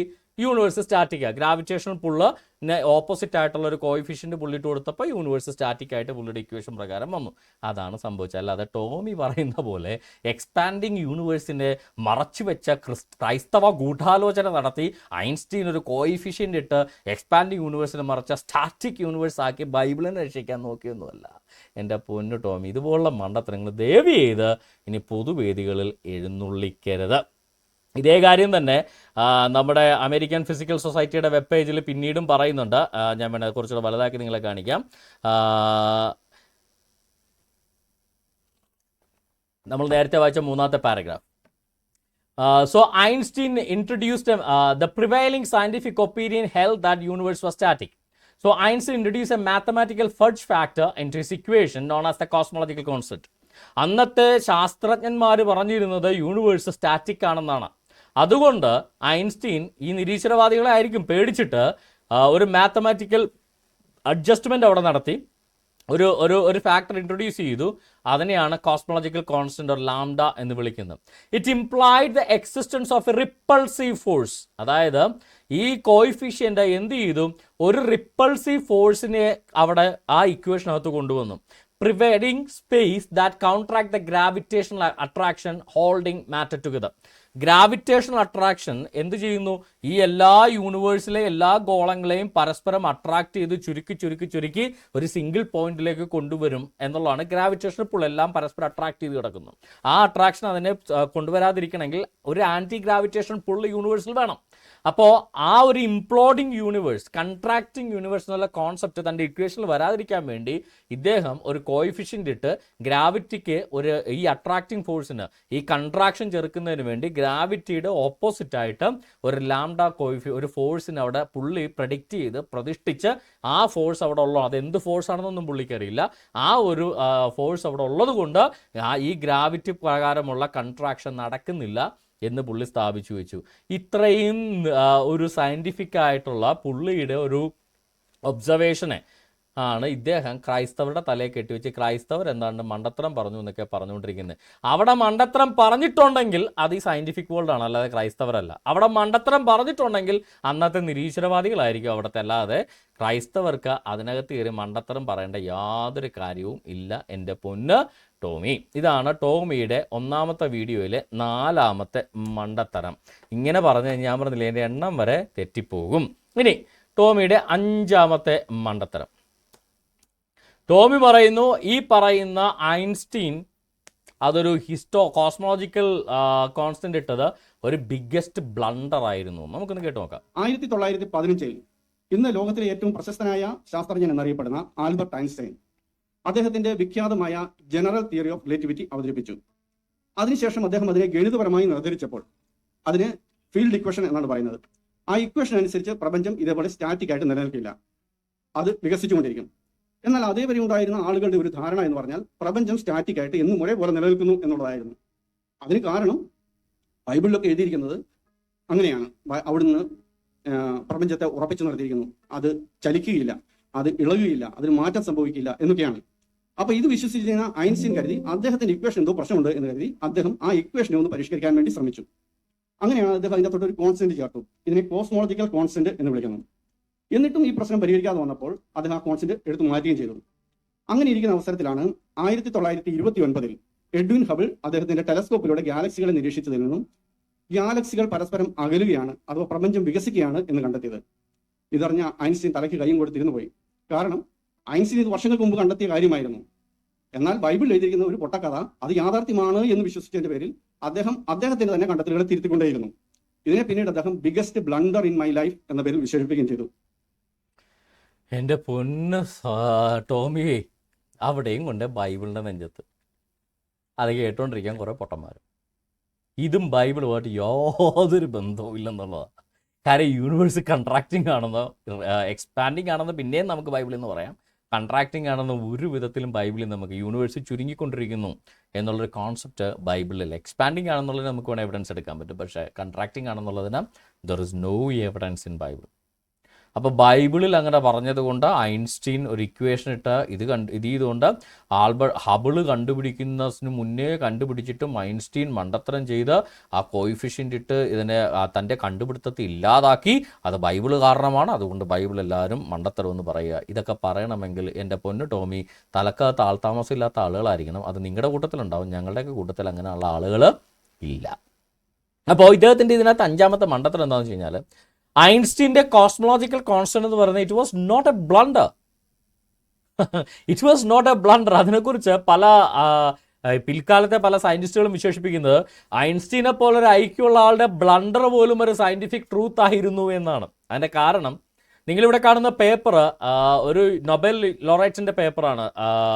പെരിമൾട്ടർ എന്ന് പറയുന്ന ഒരു പേൾ മൾട്ടർ എന്ന് പറയുന്ന ഒരു നൊബേൽ ലോറേറ്റിൻ്റെ ഒരു നൊബേൽ പ്രൈസ് കിട്ടിയ ഒരു ശാസ്ത്രജ്ഞൻ്റെ ഈ യൂണിവേഴ്സ് എക്സ്പാൻഡ് ചെയ്യുന്നു എന്നുള്ളതിൻ്റെ സ്റ്റഡിക്കും ഡാർക്ക് മാറ്ററിനെ നിർവചിച്ചതിനും നോബൽ പ്രൈസ് കിട്ടിയ ഒരു ശാസ്ത്രജ്ഞൻ്റെ ആർട്ടിക്കിളാണ്. അതിന് ആധാരമായിട്ടുള്ള ഒരു ആർട്ടിക്കിളാണ് നിങ്ങളിവിടെ കാണുന്നത്. ഈ ആർട്ടിക്കിൾ ഞാൻ എടുക്കാൻ കാരണം വേറൊന്നും കൊണ്ടല്ല, ഈ ആർട്ടിക്കിളിൽ നമ്മൾ ഐൻസ്റ്റീൻ അന്ന് ഈ പറയുന്ന കോൺസ്റ്റന്റ്, ഈ കോസ്മോളജിക്കൽ കോൺസ്റ്റന്റ്, ഇപ്പം നമ്മുടെ ടോമിയുടെ ഭാഷയിൽ പറഞ്ഞ ബൈബിൾ എന്ന മണ്ടത്തരം വിശ്വസിച്ചത് കൊണ്ട് മാത്രം ഒരു ഭൂലോക ബ്ലണ്ടർ ചെയ്തതായിട്ട് ഐൻസ്റ്റീൻ പോലും ചിന്തിച്ച ഒരു കോസ്മോളജിക്കൽ കോൺസ്റ്റന്റ് അവിടെ വെച്ചു. ആ കോൺസ്റ്റന്റ് കാരണം ഐൻസ്റ്റീന് ഒരു നോബൽ പ്രൈസ് കിട്ടിയില്ലെന്നാണ് പുള്ളി വിവരിച്ചു വെച്ചത്. കാര്യം അത് കണ്ടുപിടിച്ചാൾക്ക് നോബൽ പ്രൈസ് കിട്ടി പിൽക്കാലത്ത്. എന്നാലേ ഇന്നത്തെ ശാസ്ത്രം പറയുന്ന ഐൻസ്റ്റീൻ വാസ് നോട്ട് ബ്ലണ്ടറിങ്. അപ്പോൾ താങ്കൾ പറയുന്ന കണക്കാണെങ്കിൽ അപ്പോൾ ഐൻസ്റ്റീൻ്റെ അത് മണ്ടത്തരമാണെന്ന്, ആ മണ്ടത്തരത്തിന് ഐൻസ്റ്റീനെ കാരണക്കാരനാക്കിയത് ബൈബിളുമാണ് എന്ന് താങ്കൾ പറഞ്ഞാൽ, ഇന്നത്തെ ഈ പേപ്പർ പുറത്തു വന്നതിന് ശേഷം ശാസ്ത്രം പറയുന്ന ആ കോൺസ്റ്റന്റ് അവിടെ വേണം. ആ കോൺസ്റ്റന്റ് അവിടെ ഉണ്ടായാലേ കാര്യങ്ങൾ നേരെയാവും. അപ്പോൾ പിന്നെ താങ്കൾ തിരുത്തി പറയണമല്ലോ. ഐൻസ്റ്റീനെ കൊണ്ട് ആ കോൺസ്റ്റന്റ് ഇടിയിച്ചത് ബൈബിളാണ്, അതുകൊണ്ട് തന്നെ ബൈബിള് മണ്ടത്തരമാണ്. ഐൻസ്റ്റീൻ അതിനെ മണ്ടത്തരമെന്ന് പറഞ്ഞു, അതുകൊണ്ട് അതിന് കാരണമായ ബൈബിൾ മണ്ടത്തരമാണ്. ഇതാണ് താങ്കളുടെ ആർഗ്യുമെന്റ്. അങ്ങനെയാണെങ്കിൽ ഇന്നത്തെ ശാസ്ത്രലോകം പറയുന്ന ആ കോൺസ്റ്റന്റ് അവിടെ വേണം. ഐൻസ്റ്റീൻ ഇട്ടതിനേക്കാൾ കൂടുതൽ പവറിൽ ആ കോൺസ്റ്റന്റ് അവിടെ വേണം, കൂടുതൽ പോസിറ്റീവ് വാല്യൂവിൽ ആ കോൺസ്റ്റന്റ് അവിടെ വേണം. അപ്പോൾ താങ്കൾ തിരുത്തി പറയണ്ടേ? അപ്പോൾ ഐൻസ്റ്റീൻ ആ കോൺസ്റ്റന്റ് ഇട്ട ബൈബിൾ കാരണമാണെന്ന് താങ്കൾ പറഞ്ഞാൽ ഇപ്പോൾ ബൈബിളിന് നോബൽ പ്രൈസ് കൊടുക്കേണ്ട അവസ്ഥയല്ലേ ശാസ്ത്രത്തിന്? അപ്പോൾ ഇതുപോലുള്ള താങ്കളുടെ നോബൽ പ്രൈസും ശാസ്ത്രത്തിൻ്റെ പ്രൈസും ഒന്നും ബൈബിളിന് ആവശ്യമില്ല. പക്ഷേ താങ്കളുടെ ആർഗ്യുമെന്റ് പ്രകാരം ഐൻസ്റ്റീനെ കൊണ്ട് അത് ചെയ്യിച്ചത് ബൈബിളാണെങ്കിൽ അത് മണ്ടത്തരമാണെന്ന് താങ്കൾ ആർഗ്യൂ ചെയ്താൽ ഇന്നത്തെ സയന്റിഫിക് വേൾഡ് അതിനെ മണ്ടത്തരം എന്ന് വിളിക്കുന്നില്ല. That was a scientific miracle എന്നേ പറയാൻ പറ്റത്തുള്ളൂ. ഐൻസ്റ്റീന് പറ്റിയൊരു കയ്യബദ്ധം പോലും ഒരു ശാസ്ത്ര സത്യമായി മാറി എന്നേ നമുക്ക് പറയാൻ പറ്റുള്ളൂ. അതിൻ്റെ കാരണം ഇതാണ്, ഐൻസ്റ്റീനും ന്യൂട്ടനും ഒക്കെ ചിന്തിച്ച ഒരു കാര്യം ഗ്രാവിറ്റേഷണൽ ഫോഴ്സ്, അതൊരു അട്രാക്റ്റിംഗ് ഫോഴ്സ് ആണ്. It's not a repulsive force. അപ്പോൾ ഹബിള് കണ്ടുപിടിച്ചതും ഇറ്റ്സ് ആൻ എക്സ്പാൻഡിങ് യൂണിവേഴ്സ്, പക്ഷേ അത് കോൺസ്റ്റന്റ് സ്പീഡിലാണ്. It's not an accelerated expanding universe. Hubble കണ്ടുപിടിച്ചത് ഒരു എക്സ്പാൻഡിങ് യൂണിവേഴ്സ് എക്സ്പാൻഡ് ചെയ്തുകൊണ്ടിരിക്കുന്നു എന്ന് മാത്രമേ ഹബിള് കണ്ടുപിടിച്ചുള്ളൂ. പക്ഷേ ആ എക്സ്പാൻഷൻ്റെ സ്പീഡ് ആക്സിലറേറ്റ് ആവുന്നു. അതായത് നമ്മളൊരു 60 കിലോമീറ്റർ വേഗതയിൽ സഞ്ചരിച്ചുകൊണ്ടിരിക്കുന്നു എന്നാണ് ഹബിള് കണ്ടുപിടിച്ചതെങ്കിൽ നമ്മൾ 60-ൽ നിന്ന് 200 കിലോമീറ്റർ സ്പീഡിലേക്ക് ആക്സലറേറ്റ് ചെയ്യുന്നു എന്നാണ് ഏറ്റവും പുതിയ കണ്ടുപിടുത്തങ്ങൾ വന്നതും ഈ പറയുന്ന പുള്ളിക്കാരന്, ഈ പേൾ മട്ടറിന് നോബൽ പ്രൈസ് കിട്ടുകയും ചെയ്തു. ഇതാണ് നമ്മളുടെ വ്യത്യാസം. അതായത് ഐൻസ്റ്റീൻ കണ്ടുപിടിച്ചത് നമ്മൾ സ്പീഡ് കുറഞ്ഞുകൊണ്ടിരിക്കുന്നു, 60 കിലോമീറ്റർ പോയിക്കൊണ്ടിരിക്കുന്ന ഒരാളുടെ സ്പീഡ് കുറഞ്ഞുകൊണ്ടിരിക്കുന്നു. അത് എത്രയും പെട്ടെന്ന് സ്റ്റാറ്റിക് അവസ്ഥയിലേക്ക് മാറുമെന്നുള്ള, അതായത് സീറോ ആയിട്ട് മാറും. അതായത് യൂണിവേഴ്സ് ഈസ് കൺട്രാക്റ്റിംഗ് എന്നുള്ള രീതിയിലാണ് ഐൻസ്റ്റീൻ കണ്ടുപിടുത്തുന്നത്. അത് കൺട്രാക്ട് ആവാതിരിക്കാൻ വേണ്ടി ഐൻസ്റ്റീൻ അവിടെ ഒരു ഇക്വേഷൻ വെച്ച് ഈ സ്പീഡ് കുറഞ്ഞുകൊണ്ടിരിക്കുന്ന കോൺസെപ്റ്റിനെ പിടിച്ച പുള്ളിക്കാരൻ 60 കിലോമീറ്റർ സ്പീഡിൽ നമ്മൾ വൈകി പോകുന്നു എന്നുള്ള കോൺസെപ്റ്റിലേക്ക് മാറ്റി. ഹബിൾ വന്നപ്പോൾ ഹബിൾ ഉറപ്പിച്ചു അത് അതേ സ്പീഡിൽ അതങ്ങ് പോയിക്കൊണ്ടിരിക്കുകയാണ്, എക്സ്പാൻഡ് ചെയ്തുകൊണ്ടിരിക്കുകയാണ്. പക്ഷേ ഈ പുതിയ കണ്ടുപിടുത്തം വന്നത് ഇത് എക്സ്പാൻഡ് ചെയ്യുക മാത്രമല്ല, ഒരു ആക്സിലറേറ്റഡ് എക്സ്പാൻഷൻ സ്റ്റേജ് ആണ്. അതായത് ഗ്രാവിറ്റേഷണൽ അട്രാക്ഷൻ ഫോഴ്സിനെ അതിശക്തമായി എതിർക്കുന്ന ഒരു ആൻറ്റി ഗ്രാവിറ്റി റിപ്പൾഷൻ ഈ യൂണിവേഴ്സിലുണ്ട്. ഗ്രാവിറ്റേഷണൽ അട്രാക്ഷൻ ഉണ്ടാക്കുന്നത് നമ്മളുടെ മാറ്ററാണ്, നമുക്ക് എല്ലാവർക്കും ഒരു ദ്രവ്യമാണ്. ദ്രവ്യത്തിൻ്റെ ഒരു പ്രോപ്പർട്ടിയാണ് ഗ്രാവിറ്റേഷണൽ അട്രാക്ഷൻ. അതിനെതിരായിട്ട് പ്രവർത്തിക്കുന്ന ഒരു റിപ്പൾസീവ് ഫോഴ്സ് ഇവിടെ ഉണ്ടെങ്കിൽ there must be something else. അതെന്താണെന്നൊന്നും നമുക്ക് ആർക്കും അറിയില്ല. അപ്പോൾ ആ റിപ്പൾസീവ് ഫോഴ്സിൻ്റെ കാര്യം കൂടെ കൺസിഡർ ചെയ്താൽ ഈ ആക്സിലറേറ്റഡ് എക്സ്പാൻഷനെ വിശദീകരിക്കാൻ പറ്റുകയുള്ളൂ. അപ്പോൾ നമ്മുടെ ആദ്യം ഐൻസ്റ്റീൻ ഇട്ട കോൺസ്റ്റന്റ്, ഐൻസ്റ്റീൻ അതിന് 0 വാല്യൂ കൊടുത്ത് നള്ളിഫൈ ചെയ്തു. അത് ബിഗ്ഗസ്റ്റ് ബ്ലണ്ടർ എന്നൊക്കെ പറഞ്ഞ പോലെ, ടോമി പറഞ്ഞ പോലെ പറഞ്ഞെങ്കിൽ, ഇന്നത്തെ ലോകം അതിന് പോസിറ്റീവ് വാല്യൂ കൊടുത്ത് ഈ പറയുന്ന കോൺസ്റ്റന്റിനെ പുനഃപ്രതിഷ്ഠിക്കുകയാണ് ചെയ്യുന്നത്. കാര്യം അങ്ങനെ പ്രതിഷ്ഠിച്ചാലേ ഇതിന് നിലനിൽക്കത്തുള്ളൂ, ഇക്വേഷൻ നിലനിൽക്കത്തുള്ളൂ, യൂണിവേഴ്സിനെ എക്സ്പ്ലെയിൻ ചെയ്യാൻ സാധിക്കത്തുള്ളൂ. അപ്പോൾ ഐൻസ്റ്റീൻ ചെയ്തൊരു ബിഗ്ഗസ്റ്റ് ബ്ലണ്ടർ ഒന്നുമല്ല, അത് ബൈബിൾ കാരണം ഐൻസ്റ്റീൻ ബിഗ്ഗസ്റ്റ് ബ്ലണ്ടർ ചെയ്തു എന്ന് താങ്കൾ പറഞ്ഞാൽ ഐൻസ്റ്റീൻ ചെയ്ത ബ്ലണ്ടർ അല്ല, അത് ഐൻസ്റ്റീൻ അതിനെ 0 ആക്കി മാറ്റിയെങ്കിൽ അതിന് വീണ്ടും പോസിറ്റീവ് വാല്യൂ കൊടുത്ത് ആണ് ഇന്നത്തെ വേൾഡ് എക്സ്പാൻഡ് ഇത് ചെയ്യുന്നത്. ആ പോസിറ്റീവ് വാല്യൂവിന് കാരണമായിട്ട് ഡാർക്ക് എനർജിയാണ് അതിന് കാരണമെന്ന് പ്രഡിക്റ്റ് ചെയ്യുകയും അതിനെക്കുറിച്ചുള്ള പേപ്പർ പ്രസൻറ്റ് ചെയ്യുകയും ചെയ്തതിനാണ് ഈ പറയുന്ന പേൾ മട്ടറിന് നോബൽ പ്രൈസ് കിട്ടിയത്. അപ്പോൾ റിപ്പൾസീവ് ഗ്രാവിറ്റേഷൻ ഫോഴ്സിന് ഓപ്പോസിറ്റ് ആയിട്ടുള്ള ഒരു റിപ്പൾസീവ് ഫോഴ്സ് ആയിട്ട് ഡാർക്ക് മാറ്ററിനെ, ഡാർക്ക് എനർജിയെ കൊണ്ടുവന്ന് അവിടെ അതിന് കാരണം ഡാർക്ക് എനർജി ആണെന്നുള്ളൊരു പോസ്റ്റുലേറ്റ് കൊണ്ടുവന്ന് അതിനെ, അതായത് ഈ ലാംഡ കോയിഫിഷ്യൻ്റ് ഐൻസ്റ്റീൻ്റെ ഇതിൽ നിന്ന് മാറി ഇപ്പോൾ ഇവരുടെ ഡാർക്ക് എനർജിയിലേക്ക് മാറി എന്നുള്ളതാണ് വാസ്തവം. ഐൻസ്റ്റീൻ അതിനെ ആദ്യം ഈ ഗ്രാവിറ്റേഷൻ ഫോഴ്സിന് കുറച്ചൊരു പോസിറ്റീവ് വാല്യൂ കൊടുത്തു, പിന്നെ അത് 0 ആക്കി, ഹബിൾ വന്നപ്പോഴേക്ക് അത് 0 ആക്കി കൊടുത്തു, നള്ളിഫൈ ചെയ്തു. പിന്നീട് ഇപ്പം വീണ്ടും ആ കോയിഫിഷ്യൻറ്റിന് പ്രസക്തി വന്നിരിക്കുന്നു എന്നുള്ളതാണ് വാസ്തവം. പോത്തിന് എന്ത് ഏത്തവാഴയെന്ന് പറയുന്ന പോലെ ടോമിക്ക് എന്ത്, ടോമിനെ സംബന്ധിച്ചിടത്തോളം ഐൻസ്റ്റീനാണ് ന്യൂട്രാണെന്ന് പറഞ്ഞാൽ ബൈബിളിന് 2 തെറി വരണം. ഇതാണ് അവസ്ഥ. അല്ലാതെ ഇതിനെക്കുറിച്ച് ABCD ഒന്നും ഇങ്ങേർക്കൊന്നും അറിയത്തുമില്ല. കേട്ടോണ്ടിരിക്കുന്ന പൊട്ടന്മാർക്ക് ഈ പല്ലിശാസ്ത്രം പോലെ എന്തും കേട്ട് വിഴുങ്ങുകയും ചെയ്യും എന്നുള്ളതാണ് വാസ്തവം. അപ്പോൾ ഇതൊരു ബിഗ്ഗസ്റ്റ് ബ്ലണ്ടർ ഒന്നും ആയിരുന്നില്ല എന്ന് നിങ്ങൾ മനസ്സിലാക്കുക. അപ്പോൾ ടോമിയുടെ ഒരു വീഡിയോയിൽ ഏകദേശം 5 മണ്ടത്തരം, 4 അല്ല 5 മണ്ടത്തരം 1 മിനിറ്റിനകത്ത് 2 എണ്ണം വെച്ച് ഉണ്ടാവുമെന്ന് ഞാൻ പ്രതീക്ഷിച്ചത്. ഞാൻ ടോമിക്കൊരു കമൻറ്റ് ഇന്ന് രാവിലെ ചെയ്ത പോലും 1 മിനിറ്റിൽ 2 എണ്ണം ഉണ്ടല്ലോ, ഞാൻ 2 എണ്ണം ആദ്യം കണ്ടുള്ളൂ, പിന്നീട് കേട്ടു നോക്കിയപ്പോഴാണ് 1 മിനിറ്റിനകത്ത് 5 മണ്ടത്തരം. ഇതൊരു ലോക റെക്കോർഡായിരിക്കും. മിക്കവാറും നിങ്ങൾക്ക് ഗിന്നസ് ബുക്കിൽ കയറാൻ വേണ്ടി ഒന്ന് ശ്രമിക്കാവുന്നതാണ്. ടോമി സെബാസ്റ്റ്യൻ ഒരു പുതിയൊരു പൊൻതൂവൽ കിട്ടും. ഒരു ഏറ്റവും കുറഞ്ഞ സമയത്തിനുള്ള ഏറ്റവും കൂടുതൽ മണ്ടത്തരം പറഞ്ഞ വ്യക്തി എന്നുള്ള ഒരു പൊൻതൂവൽ കിട്ടാനുള്ള സാധ്യത ഉണ്ടായിരുന്നു. ഗിന്നസ് ബുക്കിന് ശ്രമിക്കുക. നമുക്ക് എന്തായാലും നമ്മുടെ ആരിഫ് ഡോക്ടറിലേക്കൊന്ന് കയറാം, നമ്മുടെ ആരിഫ് ഹുസൈനിലേക്കൊന്ന് കയറാം. അതിനുശേഷം നമുക്ക് ടോമിലേക്കൊന്ന് തിരിച്ചു വന്നിട്ട് നമുക്ക് ഇന്നത്തെ പ്രോഗ്രാം നടത്താം. അപ്പോൾ നമ്മുടെ ലിറ്റ്മസിൻ്റെ വേദിയിൽ ഒരു പൊതുവേദിയാണ്. കണ്ടിട്ട് ഈ നമ്മുടെ ആരിഫ് ഹുസൈൻ്റെ കൂടെ ഇരിക്കുന്ന ആളുകളെ കണ്ട ഇങ്ങോട്ട് വാടാ എന്ന് പറഞ്ഞിരിക്കുന്നവരുടെ പ്രതീതിയാണ്. പക്ഷെ ഒരു പബ്ലിക് വേദിയിൽ, ഒരു ഓപ്പൺ സ്റ്റേജിൽ ഇത്തരത്തിലുള്ള പ്രോഗ്രാം സംഘടിപ്പിച്ചത് വളരെ ധൈര്യപൂർവ്വമുള്ളൊരു ചങ്കുറ്റുള്ളൊരു പരിപാടിയാണ്. അതിനെ അപ്രീഷിയേറ്റ് ചെയ്യുന്നു എന്നുള്ളത് വാസ്തവം തന്നെയാണ്. എന്നാൽ അവരതിനകത്തെടുത്ത ആറ്റിറ്റ്യൂഡും അതിന് കൊടുത്ത മറുപടികളും മുസ്ലിങ്ങളോടുള്ള ചോദ്യമാണ്, അവർ കൊടുക്കുന്ന തിരിച്ചുള്ള മറുപടിയുമാണ്. അത് നമ്മൾക്കൊന്ന് വിശകലനം ചെയ്തേ മതിയാകത്തുള്ളൂ. അതുകൊണ്ട് നമുക്ക് ആരിഫിലേക്ക് കടക്കാം. ജനങ്ങൾ ഇവരോട് ചോദിക്കുന്നത് ദൈവമില്ല എന്നതിൻ്റെ ഒരു തെളിവ് തരൂ. അതിൻ്റെ ഉത്തരം ഇതാണ് ആരിഫിൻ്റെ. വയനാട്ടിൽ ദൈവം ഉരുൾപൊട്ടലുണ്ടാക്കി. എടാ, അത് ദൈവം ഉണ്ടെന്നുള്ളതിന് തെളിവല്ലേ, എങ്ങനെ ഇല്ലെന്നുള്ളതിന് തെളിവാകും എന്നുള്ളത് വാസ്തവം. നമുക്ക് കേട്ടു നോക്കാം. ദൈവമില്ല എന്നുള്ളതിനുള്ള കാരണം പറയണം, അല്ലേ? അതല്ലേ സഹോദരൻ ചോദിച്ചത്? അപ്പൊ ദൈവം ഉണ്ട് എന്നുള്ളതിന്റെ കാരണം എന്താണ്? ഞാൻ ചോദിക്കട്ടെ, നിങ്ങൾ ഫസ്റ്റ് ചോദിച്ചല്ലോട്ടെ ഇതേമാതിരി ഈ ഇപ്പൊ ചോദിച്ചല്ലേ ഈ മതം ഇല്ലാണ്ട് ഈ ദൈവം ഇതേമാതിരി ഇല്ലാന്ന് കേട്ടെ, പിന്നെ ലാസ്റ്റ് ഈ ഹിന്ദു മുസ്ലിം ക്രിസ്ത്യാനി അങ്ങനെ എങ്ങനെ ഉണ്ടായി, അത് ആദ്യം പറയണം. അപ്പോ ഇപ്പൊ വയനാട് ഒരു വലിയ ഉരുൾപൊട്ടൽ ഉണ്ടായി. ഈ ദൈവം എന്താ? ദൈവമാണോ ഉരുൾപൊട്ടൽ ഉണ്ടാക്കിയത്? ഉരുൾപൊട്ടൽ ഉണ്ടാക്കിയത് ആരാ? അതിപ്പോ എന്താ പ്രകൃതി അല്ലാണ്ട്? പ്രകൃതിയാണോ അപ്പൊ ദൈവം? അല്ല, പ്രകൃതി അല്ല, ആ ദൈവത്തിന് നമുക്ക് കുറ്റം പറയാൻ പറ്റുമോ? ഓക്കെ, അപ്പൊ നിങ്ങളെ കാര്യം മനസ്സിലായി. ഉരുൾപൊട്ടൽ ഉണ്ടാക്കിയത് ദൈവമാണ്. ആ ദൈവം ആള് അത്ര ശരിയല്ല, ഇതാ നമുക്ക് പറയാനുള്ളൂ. ഓക്കെ, ഇതാണ് അവസ്ഥ. ദൈവമില്ല എന്നതിന് തെളിവ് ചോദിച്ച ആളുകളോട് പറയുക, വയനാട്ടിൽ ഉരുൾപൊട്ടൽ ഉണ്ടായില്ലേ? ശരിയാണ്, ഒരു ശാസ്ത്രീയ സത്യമാണ് വയനാട്ടിൽ ഉരുൾപൊട്ടൽ ഉണ്ടായെന്നുള്ളത്. ആ ഉരുൾപൊട്ടൽ ഉണ്ടാക്കിയ ദൈവമല്ലേ? അപ്പോൾ ജനങ്ങൾ പറയുന്നത് അല്ല, പ്രകൃതിയുടെ ദുരന്തമാണോ? അത് പ്രകൃതി ദുരന്തമാണ്. അപ്പോൾ പ്രകൃതിയാണോ ദൈവം? എടാ, ഈ ദുരന്തം ഉണ്ടാക്കണവരെല്ലാം ദൈവമാണെന്ന് ആരിഫിനോട് ആരാ പറഞ്ഞത്? ഈ അള്ളാനെ മാത്രം കണ്ട് ശീലിച്ചുകൊണ്ടാകും ആരിഫിന് ഇങ്ങനെ ഒരു ദുശീലമുള്ളത്. ദുരന്തം ഉണ്ടാക്കണതെല്ലാം ദൈവമാണെന്ന്. ദൈവം എന്തോ പോലെ ദുരന്തോ എക്സ്പ്രസ് ആണെന്നാണോ നിങ്ങളുടെ വിചാരം?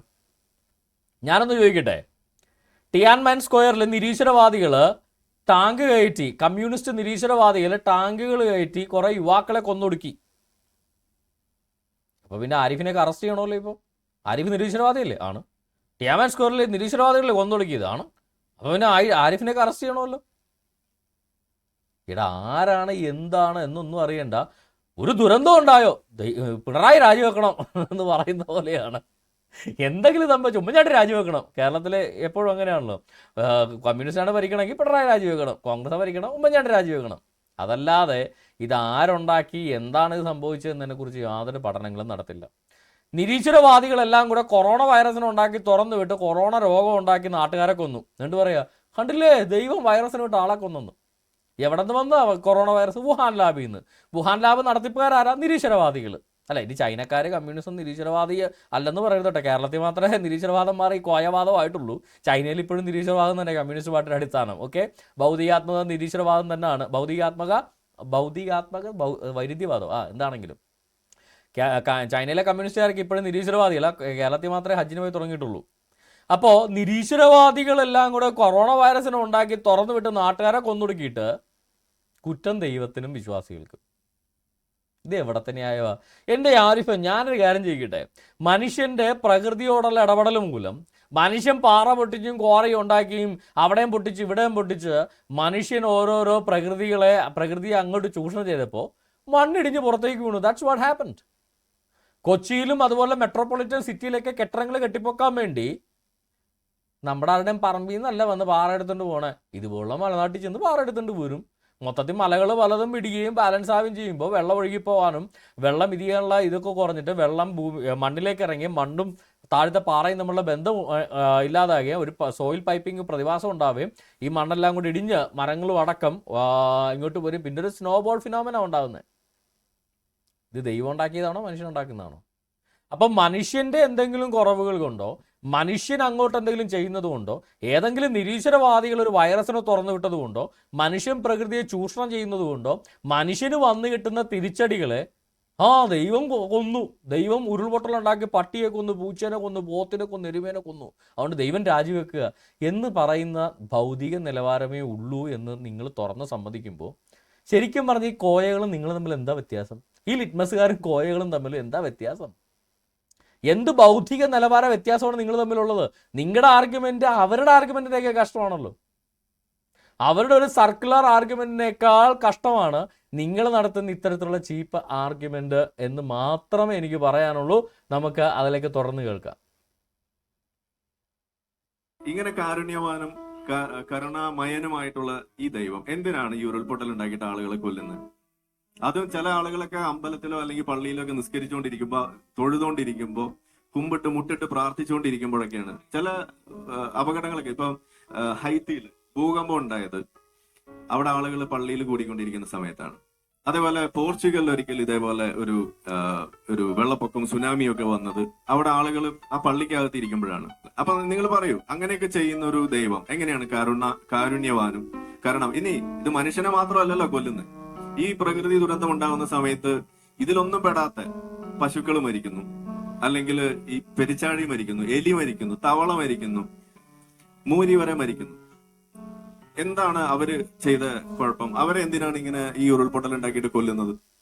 അല്ല, പുറകിലുള്ള ടൈറ്റിൽ തന്നെയുണ്ട്, അന്ധവിശ്വാസമോ ദൈവവിശ്വാസം ദൈവം അന്ധവിശ്വാസമാണെന്നുള്ളതാണ് ഇവരുടെ ടൈറ്റിൽ. അല്ല, ഞാനൊന്ന് ചോദിക്കട്ടെ, ഒരു തെളിവ് പോലും ഇല്ലാതെ ദൈവമാണ് ഈ ഉരുൾപൊട്ടൽ ഉണ്ടാക്കിയെന്ന് വിശ്വസിക്കുന്ന നിങ്ങൾ ചെയ്യുന്ന അന്ധവിശ്വാസമല്ലേ? അതായത് നിങ്ങൾക്കൊരു തെളിവുമില്ല, നിങ്ങളുടെ ആർഗ്യുമെന്റിന് ഒരു തെളിവ് നിങ്ങൾക്ക് കാണിക്കാനില്ല. ദൈവമാണ് ഉരുൾപൊട്ടിച്ചത്, ദൈവമാണ് വയനാട്ടിൽ പോയി പാറ പൊട്ടിച്ച് ഇവിടെ കൊച്ചിയിൽ കൊണ്ടുവന്ന് ബിൽഡിംഗ് ഉണ്ടാക്കിയത്, ദൈവമാണ് അവിടെ എന്താ പറയുക വനനശീകരണം നടത്തിയത്, ദൈവമാണ് എന്താ പറയുക ഗ്ലോബൽ വാർമിംഗ് ഉണ്ടാക്കിയത്. ഇങ്ങനെ ഒന്നും തെളിയിക്കാനായിട്ട് നിങ്ങൾക്ക് യാതൊരു തെളിവുമില്ല. ആമസോൺ കാർഡ് കത്തിച്ച് ഇനി നാളെങ്ങാനും പള്ളിക്കകത്ത് വന്ന് ക്രിസ്ത്യൻ പള്ളികളുടെ മുമ്പിലൊക്കെ വന്ന് ഈ കമ്മ്യൂണിസ്റ്റുകാരനെ ആമസോണിലെ വനനശീകരണത്തിന് സമരം ചെയ്യുമെന്ന് എൻ്റെ പേര് ഇതൊക്കെ കേട്ടിട്ട്. ഇതൊക്കെ ദൈവമാണ് ചെയ്തത് എന്നത് നിങ്ങളുടെ അന്ധവിശ്വാസമല്ല. നിങ്ങൾക്കത് സത്യമായിട്ടും അതിന് തെളിവുണ്ടെങ്കിൽ ആ തെളിവ് പുറത്തുവിടുക. ദൈവമാണ് രാത്രിക്ക് രാത്രി വന്ന് ഇത് ചെയ്തത്. അപ്പം പിന്നെ ദൈവം അന്ധവിശ്വാസമാണെന്നുള്ള ടൈറ്റിൽ പോലും കാര്യമില്ലാതാവും. ഇനി ഇതൊക്കെ നിങ്ങളുടെ അന്ധവിശ്വാസമാണെങ്കിൽ നിങ്ങൾ അന്ധവിശ്വാസികളാണെന്ന് തുറന്ന് സമ്മതിക്കുക. നിങ്ങൾ തെളിവില്ലാതെ വിശ്വസിക്കുന്ന ആളുകളാണ് എന്ന് തുറന്ന് സമ്മതിക്കുക. അല്ലാതെ ഒരു സ്ട്രോമാൻ ഫാലസി ഉണ്ടാക്കിയിട്ട് ഒരു സ്ട്രോമാൻ ഉണ്ടാക്കി ഇവരങ്ങ് വെക്കുക.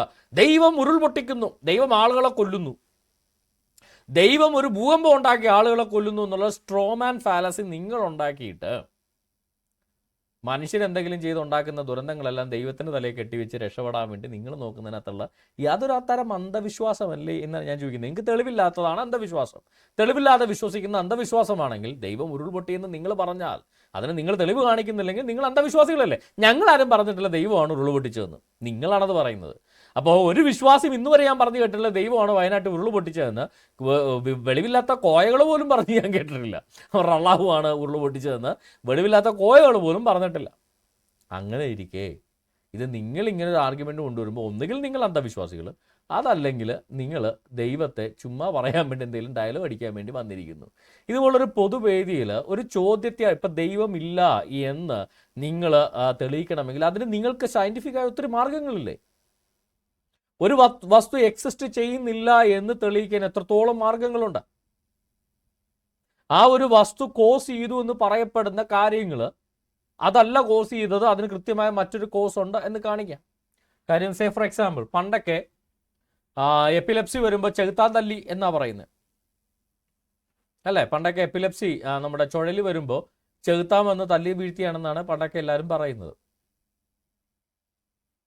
അതങ്ങനെയൊന്നുമല്ല. അത് എപ്പിലെപ്സി ആണെന്ന് തെളിയിക്കണമെങ്കിൽ ചെകുത്താനല്ല, ഇവിടെ എന്താ ശരിക്കും നമ്മുടെ CNS-നകത്ത് സംഭവിക്കുന്നത്, നമ്മുടെ ബ്രെയിനകത്ത് സംഭവിക്കുന്നത് എന്താണെന്ന് കൃത്യമായിട്ട് തെളിവ് സഹിതം കാണിക്കുമ്പോഴാണ് പറയുന്നത് അതല്ല കാരണം ഇതാണ്. അപ്പോൾ ദൈവമില്ലെങ്കിൽ നിങ്ങൾക്ക് തെളിയിക്കാൻ ഓപ്ഷൻ ഉണ്ടല്ലോ. ദൈവം ഈ പ്രപഞ്ചത്തിൽ ചെയ്ത കാര്യങ്ങൾ ദൈവമല്ല ചെയ്തത്, അതിങ്ങനെയാണ് വന്നത് നിങ്ങൾ തെളിയിച്ചാൽ പ്രശ്നം കഴിഞ്ഞില്ലേ? വിശ്വാസികൾ പറയുന്നു ദൈവം ഒന്നുമില്ലായ്മയിൽ നിന്ന് പ്രപഞ്ചത്തെ സൃഷ്ടിച്ചു. നിങ്ങൾക്ക് തെളിയിക്കാം ദൈവമല്ല പ്രപഞ്ചത്തെ സൃഷ്ടിച്ചത്, ഇത് താനെ ഉണ്ടായി വന്നാണ് നിങ്ങൾ തെളിയിക്കേ. നട്ടലുണ്ടെ തെളിയിക്കേ. ദൈവമാണ് ഈ പ്രപഞ്ചത്തിൽ ജീവനെ സൃഷ്ടിച്ചതെന്ന് വിശ്വാസികൾ പറയുന്നു. നിങ്ങൾക്ക് ദൈവമില്ലെന്ന് തെളിയിക്കണമെങ്കിൽ ഈസിയല്ലേ? പ്രപഞ്ചത്തിൽ എങ്ങനെയാ ജീവൻ ഉണ്ടായത്? ദൈവമല്ല ഉണ്ടാക്കിയത്, ഇതിങ്ങനെയാണ് ഉണ്ടായത്, നിങ്ങളങ്ങ് തെളിയിച്ചാൽ പോരെ, പ്രശ്നം കഴിഞ്ഞില്ലേ? എന്തേ പറ്റില്ലല്ലേ? മുട്ടിടിക്കും. കാര്യം എന്താ? നിങ്ങളുടെ നിരീശ്വരവാദം തെളിയിക്കാൻ പറ്റാത്ത ഒരു ദുരന്ത അന്ധവിശ്വാസമാണ്.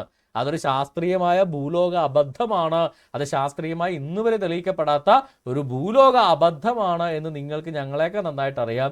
അതുകൊണ്ടാണ് ഈ ദൈവം ഇല്ല എന്നുള്ളതിന് തെളിവ് ചോദിക്കാൻ നേരത്ത് നിങ്ങൾ എതിർവാദം മാത്രം മുഴക്കുന്നത്. ദൈവം ഉണ്ടെന്ന് ഞങ്ങൾ ശാസ്ത്രീയമായിട്ട് തെളിയിച്ചു തരാം, സയന്റിഫിക് മെത്തഡോളജി ഉപയോഗിച്ച് ഞങ്ങൾ തെളിയിച്ചു തരാം. ദൈവം എന്ന് പറയുന്ന ഒരു പവർ, ഒരു ക്രിയേറ്റർ ഈ പ്രപഞ്ചത്തിനുണ്ട്. അല്ല എന്ന് നിങ്ങൾക്ക് തെളിയിക്കാൻ പറ്റുമോ? ഇല്ല. അപ്പോൾ ആരാ സയന്റിഫിക് ടെമ്പർ ഉള്ളവർ? അപ്പം ഇതുപോലുള്ള മുട്ടായുക്തികൾ പറഞ്ഞ് ഇതുപോലുള്ള മണ്ടത്തരങ്ങൾ ദയവ് ചെയ്ത് എഴുന്നള്ളിക്കരുത് എന്ന് പറഞ്ഞുകൊണ്ട് നമുക്ക് മുന്നോട്ട് പോകാം. ഇതിനൊരു ഉത്തരം ബൈബിളിൽ യേശുക്രിസ്തു പറഞ്ഞിട്ടുണ്ട്. ഈ ആരിഫൊക്കെ ജനിക്കുന്നതിന് 12,000 വർഷങ്ങൾക്ക് മുന്നേ ജീവിച്ചിരുന്ന യേശുക്രിസ്തു ഇതിന് കൃത്യമായൊരു മറുപടി പറഞ്ഞിട്ടുണ്ട്. ലൂക്കോസിന്റെ സുവിശേഷം 13-ാം അധ്യായം 1 മുതൽ വായിച്ച് കഴിഞ്ഞാൽ നമുക്കത് കാണാൻ പറ്റും. ആ സമയത്ത് തന്നെ അവിടെ ഉണ്ടായിരുന്ന, അവിടെ ഒരു ഉണ്ട്, കോപ്പി ചെയ്തപ്പോൾ ബൈബിളിലെ വാക്യം എടുത്തിട്ടപ്പോൾ വരാനില്ല. ഓക്കെ. ആ സമയത്ത് തന്നെ അവിടെ ഉണ്ടായിരുന്ന ചിലർ പീലാത്തോസ് ചില ഗലീലക്കാരുടെ ചോര അവരുടെ യാഗങ്ങളോട് കലർത്തിയ വർത്തമാനം അവരോട് അറിയിച്ചു. റോമൻ ഗവർണറായിരുന്ന പീലാത്തോസ് ചില ഗലീലക്കാരെ പിടിച്ചിട്ട്, ഗലീല നിവാസികളായ മോസ്റ്റ് ലൈക്ലി യഹൂദന്മാരെ പിടിച്ചിട്ട് അവിടെ നരബലി നടത്തി. അവരുടെ സൂര്യനൊക്കെ യാഗം കഴിച്ചപ്പോൾ, അവരുടെ ദേവന്മാർക്ക് യാഗം കഴിച്ചപ്പോൾ കുറച്ച് മനുഷ്യരെയും യാഗം കഴിച്ചു. അവരുടെ ചോര യാഗങ്ങളോട് കലർത്തിയ വർത്തമാനം യേശുവിനോട് അറിയിച്ചു. അതിന് യേശു ഉത്തരം പറഞ്ഞത്, ആ ഗലീലക്കാർ ഇത് അനുഭവിക്കയാൽ എല്ലാ ഗലീലക്കാരിലും പാപികളായിരുന്നു എന്ന് നിങ്ങൾക്ക് തോന്നുന്നു. ഈ പീലാത്തോസ് പിടിച്ചോണ്ട് പോയ പിടിച്ചോണ്ടുപോയ നരബലി നടത്തിയ ഗലീലക്കാര് ബാക്കിയുള്ള ആളുകളെ വെച്ച് നോക്കുമ്പോൾ ഏറ്റവും വലിയ കൊടിയ പാപികളായിരുന്നു. അതുകൊണ്ടാണ് അവർക്ക് ഇങ്ങനെ സംഭവിച്ചെന്നാണോ നിങ്ങൾ കരുതുന്നത്? അല്ലല്ല. മാനസാന്തരപ്പെട്ടില്ലെങ്കിൽ എല്ലാവരും മരിച്ചു പോകും എന്നാണ് കർത്താവ് പറയുന്നത്. എന്ന് ഞാൻ നിങ്ങളോട് പറഞ്ഞത്. ശീലോഹോമിലെ ഗോപുരം വീണു. Indian natural calamity. ശീലോഹോം എന്ന് പറയുന്ന ഒരു സ്ഥലത്ത്, ഈ ഗലീലയിലുള്ള ശീലോഹോം എന്ന് പറയുന്ന ഒരു സ്ഥലത്ത് ഒരു കെട്ടിടം ഇടിഞ്ഞു വീണു, ഒരു ഗോപുരം വീണു. മരിച്ചുപോയ ആ 18 പേർ യെരുശലേമിൽ പാർക്കുന്ന സകല മനുഷ്യരിലും കുറ്റക്കാരായിരുന്നു എന്നാണോ നിങ്ങൾക്ക് തോന്നുന്നത്? സോറി, ശീലോഹോം എന്നുള്ള യെരുശലേമിലാണ്. അവിടെ ശീലോഹോം ഒരു കുളമൊക്കെ ഉണ്ടല്ലോ.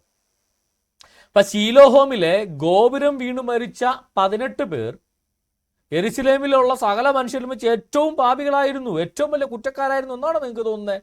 അങ്ങനെ എന്താ പറയുക, കുറെ പാപികളെല്ലാം കൂട്ടിയിട്ട് ഏതെങ്കിലും ആക്സിഡന്റിൽ പെടുത്തി കൊല്ലുന്ന ഒരു സൈക്കോ അല്ല ദൈവം എന്ന് പറയാനാണ് കർത്താവ് ഇവിടെ പറയുന്നത്.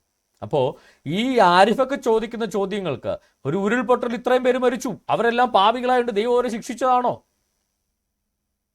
ദൈവം പറയുന്ന മറുപടി, അവരെല്ലാം കുറ്റക്കാരാണ് സംഭവിച്ചതല്ല. ഇടിഞ്ഞു പൊളിഞ്ഞ കെട്ടിടത്തിന്റെ അവിടെ അവർ വന്നു നിന്നു, അവരുടെ പുറത്ത് വീണു. അല്ല ദൈവം അവരെ പിടിച്ചു കെട്ടി കൈയും കാലും കെട്ടിക്കൊണ്ട് അവിടെ ഇട്ടതല്ലോ. ആ കെട്ടിടം പണിതതും ദൈവമല്ല, ആ കെട്ടിടം ഇടിച്ചു പൊളിച്ചതും ദൈവമല്ല, ഇവന്മാർ അവിടെ കൊണ്ട് നിർത്തിയതും ദൈവമല്ല. അപ്പോൾ പിന്നെ ദൈവം എങ്ങനെയാണ് കുറ്റക്കാരനെ? ഫ്രീ വില്ലുള്ള മനുഷ്യർ കെട്ടിടം പണിയുന്നു, അതിനകത്ത് അവൻ കള്ളപ്പണി ചെയ്യുകയോ അല്ലെങ്കിൽ അവൻ എന്തെങ്കിലും ഊട് കാണിക്കുകയോ അല്ലെങ്കിൽ കാലപ്പഴക്കം കൊണ്ട് അതിന് ഇത് സംഭവിക്കുകയും ചെയ്യുന്നത് അത് പൊളിച്ചു മാറ്റാതെ അവിടെ ഇടുന്നു. അവിടെ പോയി ഏതെങ്കിലും കുറേ മനുഷ്യർ കൂടി നിൽക്കുന്നു. ഇത് ഒന്നും ചെയ്തത് ദൈവമല്ല. അപ്പോൾ പിന്നെ ആ കുറ്റം ദൈവത്തിൻ്റെ പുറത്ത് വെക്കുന്നതിനകത്ത് എന്ത് ലോജിക്കാണുള്ളത്? ഞാനൊരു കാര്യം ചോദിക്കട്ടെ. ഏതെങ്കിലും ഒരു എസ് ഐ തലക്ക് ഭ്രാന്തലക്ക് ഒരു തോക്കെടുത്ത് ആരെങ്കിലും വെടിവെച്ച് കൊന്നു, അത് ആഭ്യന്തരമന്ത്രിയുടെ കുറ്റമാണോ? എടാ തോക്ക് കൊടുത്താരാ? ആഭ്യന്തരമന്ത്രി. എസ് ഐ പോസ്റ്റ് ഉണ്ടാക്കിയതാരാ? ആഭ്യന്തരമന്ത്രി. ആരാ അതിൻ്റെ റെസ്പോൺസിബിലിറ്റി? ആഭ്യന്തരമന്ത്രി. എടാ ആരെങ്കിലും ഭ്രാന്തെടുത്ത് തോക്ക് കൊടുത്തത് ഈ ആളുകളെ വെടിവെച്ച് കൊല്ലാനാണോ? അല്ല.